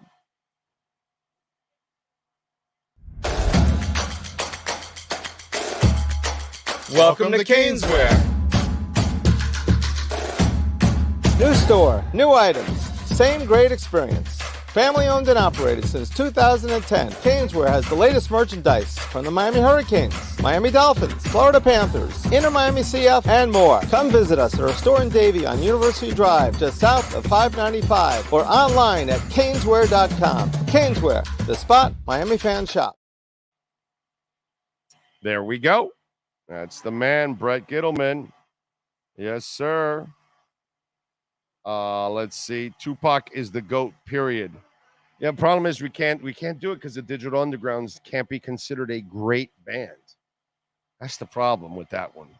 Now, Tony Zags, David Lee Roth, Big O, that has to be number one. I'm with you there. I'm just a gigolo, and everywhere I go, people know the part I'm playing. Paid for every dance, selling each romance. Ooh, what to saying. Right? Okay. We got to do that. That's it. Just a gigolo. I like it. Steve Austin leaving the Hollywood Blondes. The Rock leaving the Nations of Domination. Shawn Michaels leaving the Rockers. Belinda Carlisle's not bad. She left the Go-Go's, did a little solo stuff. But again, nowhere close to Beyonce, Stevie Nicks, Diana Ross. My God, those people are so way ahead of her. It's not even close. Not even close. But she did a nice job. Belinda did a nice job. I always trip out with Belinda when she left the Go-Go's, because if you look at her right when she left the Go-Go's and went to the solo part, she looked phenomenal, bro. She looked like those people that get divorces and lose all that weight and look great because they've got to get back on the market and all that kind of stuff. That's what Belinda Carlisle reminded me of back in those days. And she was looking like she was a complete smoke show, and it was like, whoa, boy, she really got a divorce from the Go-Go's. Although the funny part is her solo stuff. Two of the Go-Go's were with her in writing and performing, actually. Gina Shock was on the road with her, drumming, and then the blonde guitarist, I forgot her name now, I'm brain farting, was with her also, writing and performing. Let's go with a little music history, why don't we? In 1985, on this date in Champaign, Illinois, hosted the first Farm Aid. Neil Young, John Cougar Mellencamp, Willie Nelson, and Bob Dylan, along with Tom Petty and the Heartbreakers, inaugurated the charity concert, which raised tens of millions of dollars for beleaguered farmers and became an annual event. In 92, on this date, Bruce Springsteen filmed an episode of MTV Unplugged, though he decided to go electric for the show. Well, it's Bruce. He can do whatever the hell he wants to do. In 2000, John Bon Jovi and Richie Zambora became co-owners of the Arena Football League expansion team, the Philadelphia Soul. I remember that crap. In 84, John Waite, he left the Babies and went on his own. John Waite had the #1 song in America with Missing You. Yeah, it's a great song, by the way. Great song. In 98, Rob Zombie's heavy metal group White Zombie broke up. In 69, on this date, the band released their second studio album, the group's self-titled effort, which would go to peak #9 on the charts. In 99, on this date, Bono met with the Pope at the Vatican. The pontiff offered his support for the U2 singer's debt relief program for third world countries. Then the Pope stole Bono's sunglasses. What are you going to do, bro? Tell the Pope you got my sunglasses? That's not very. No. You just, the story's better. Hey, did I tell you the time the Pope stole my sunglasses? That's the better. You don't want to get the sunglasses back. You want the story. It goes a lot farther, especially sunglasses. I mean, you lose sunglasses like they're going out of style. In 2002, the Osbournes won the Emmy Awards, getting the trophy for the best reality TV for the Osbournes. And that's what happened today in Musica history. Let's go with some birthdays on September 22nd. Tom Felton, movie actor, is 36. I have no idea. Moneybagg Yo, rapper, he's 32. I have no idea. Is this guy a small-time rapper? He's actually known. Somebody you can tell me there on the chat board if he's actually known. He's money? Okay, well, that's why he's called Moneybagg. Joan Jett is 65. Michael Rainey Jr., actor, 23. Let's see. Andrea Bocelli, opera singer, is 65 years old today. I saw him in concert once. Billie Piper, TV actress, is 41. Thiago Silva, soccer player, 39. Futbolista. Scott Baio is 63 today. Parry Grip, rock singer for the band Nerf Herder. I've never heard of it, but he's 56. Somebody might like Nerf Herder out there. I have no idea. Ashley Eckstein, TV actress, is 42. I have no idea who she is. Oh, Mickey, you're so fine. You're so fine. You blow my mind. Oh, Mickey. Tony Basil is 80 years old. One of the better actresses on TV, Tatiana Maslany, Black Orphan. She is 38. Her role on Black Orphan is one of the better roles I have ever seen in my life. Okay? The amount of roles that woman played, Tatiana Maslany. Bam, dude. Wow. Bonnie Hunt, movie actress, is 62. And Mystical, the rapper, I know that one. He's 53. Let me see. Nobody said anything on that. Oh, Moneybagg is not bad, says Frankie Fresco. I don't know. Frankie's the only one that answered. It's a little questionable, right? I'm starting. And he likes AEW. I mean, you got to start thinking about some stuff. Oh my God, AEW and Moneybagg. I don't know about you there, Frankie. I don't know. Moneybagg. I don't know about those standards that he keeps over there. Yeah, boy. Jesus. What's going on with that? Did you see Stephen A's first pitch? They let people call in this morning to the show. Where? On Joe? First take to rag on. Oh, first take. They did? Yeah, to rag on. They should. God, he bounced it all the way down. That's disgusting. I've never been invited to do any of that. I would easily do it, but I guarantee you that I'd throw a strike. money in the bank, I'd throw a strike. You know why? The week before, I'd be practicing and stretching out the arm to make sure. You just can't go cold and stand over by the mound and just throw, and you think you're just gonna. No, dude, you got to go practice a little bit, make yourself look at least decent, dude. But also, you know, he's doing it at Yankee Stadium. There's Doesn't probably matter. about 12 more people there than at Marlins Park. Well, that's true. That's true. That's true. But I know that I'd put it right down the pike. Right down the pike. Right there. Right down that turnpike. The pike. I'm going to pike it, bitch. Right there. I'm going to turn peaky it. Right down the middle. But I would practice. It's stupid. So I give George Bush Jr. credit always. Not much of a president, not the brightest bulb in the chandelier, but I give him credit. He threw a strike, dude. He was the one guy that, you know, he did a respectable job, bro. He looked good doing it. A lot of these people, my God.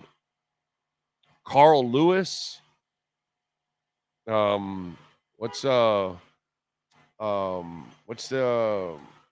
rapper that 50 Cent? My God, 50 Cent was terrible. So many of them are so bad. So bad. Yeah, George W. was he threw a heck of a pitch, bro. Did a good job. And you know, the W was smart. Okay? For a guy that's not very smart, he was smart. Okay? Senior was smart. Junior was a dummy. But Junior, where he was smart, he gave it a little air. He didn't try to, I'm gonna throw it as hard as I can, because then it's definitely gonna hit the ground, because you don't have that arm, you know, unless you practice it, and that you're practicing and throwing it harder and harder, as hard as you can throw it, whatever it is, 35, 50, 70 miles an hour. I know most of us aren't going to be pitching 90s and 100s and all that, but whatever, you're going to have to practice that. So if not, put a little air on it. And that's what George W. did. He put a little air on it and looked good. He didn't put like softball air, but he put a little air on it, and it was smart, dude. But remember, W also owned the Rangers. So he was always around baseball. So who's to say that he didn't screw around and throw a baseball or something? Maybe W also had some athleticism too.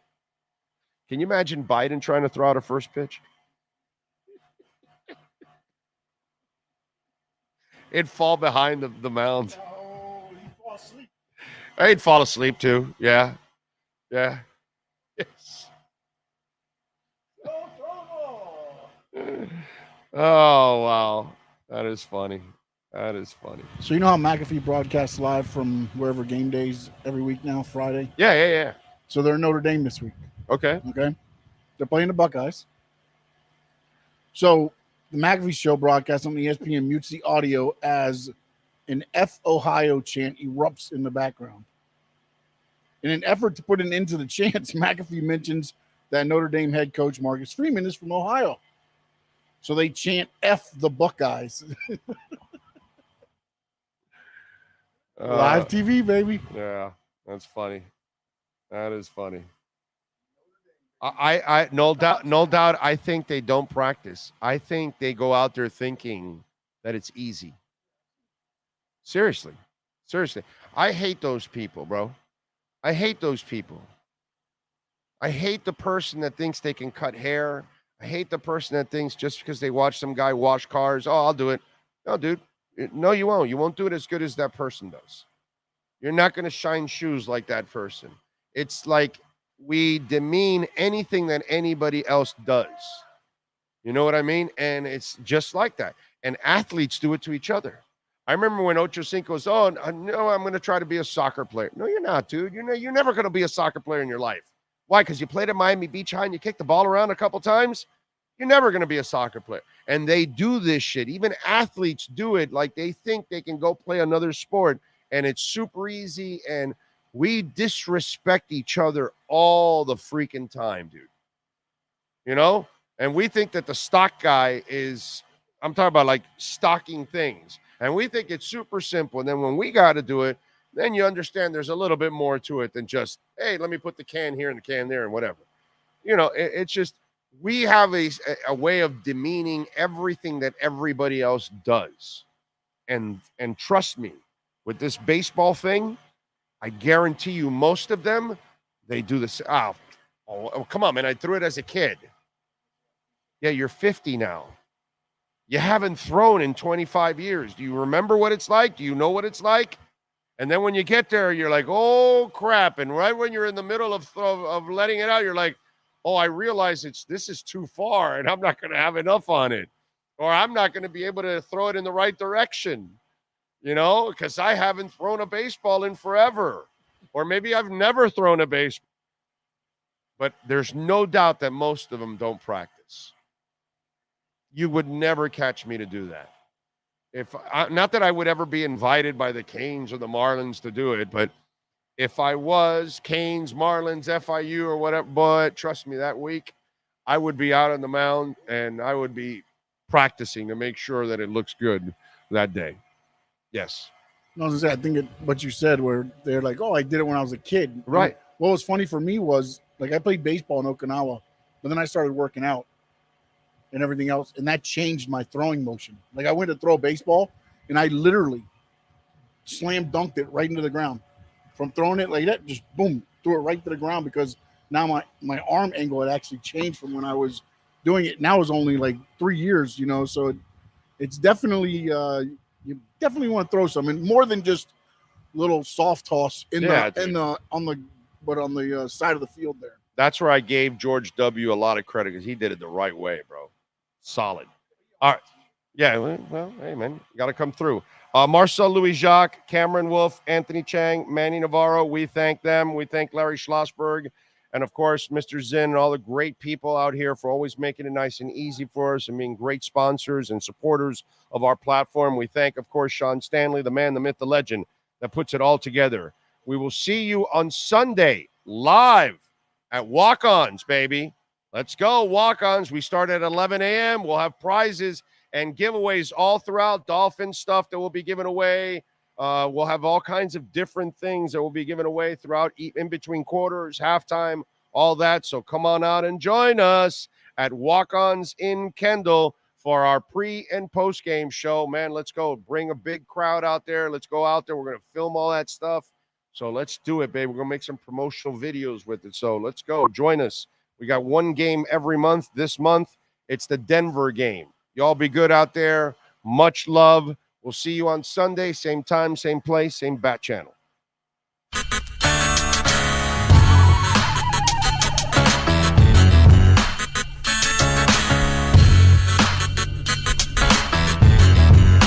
This is the Big O Show. This is the Big O Show. This is the Big O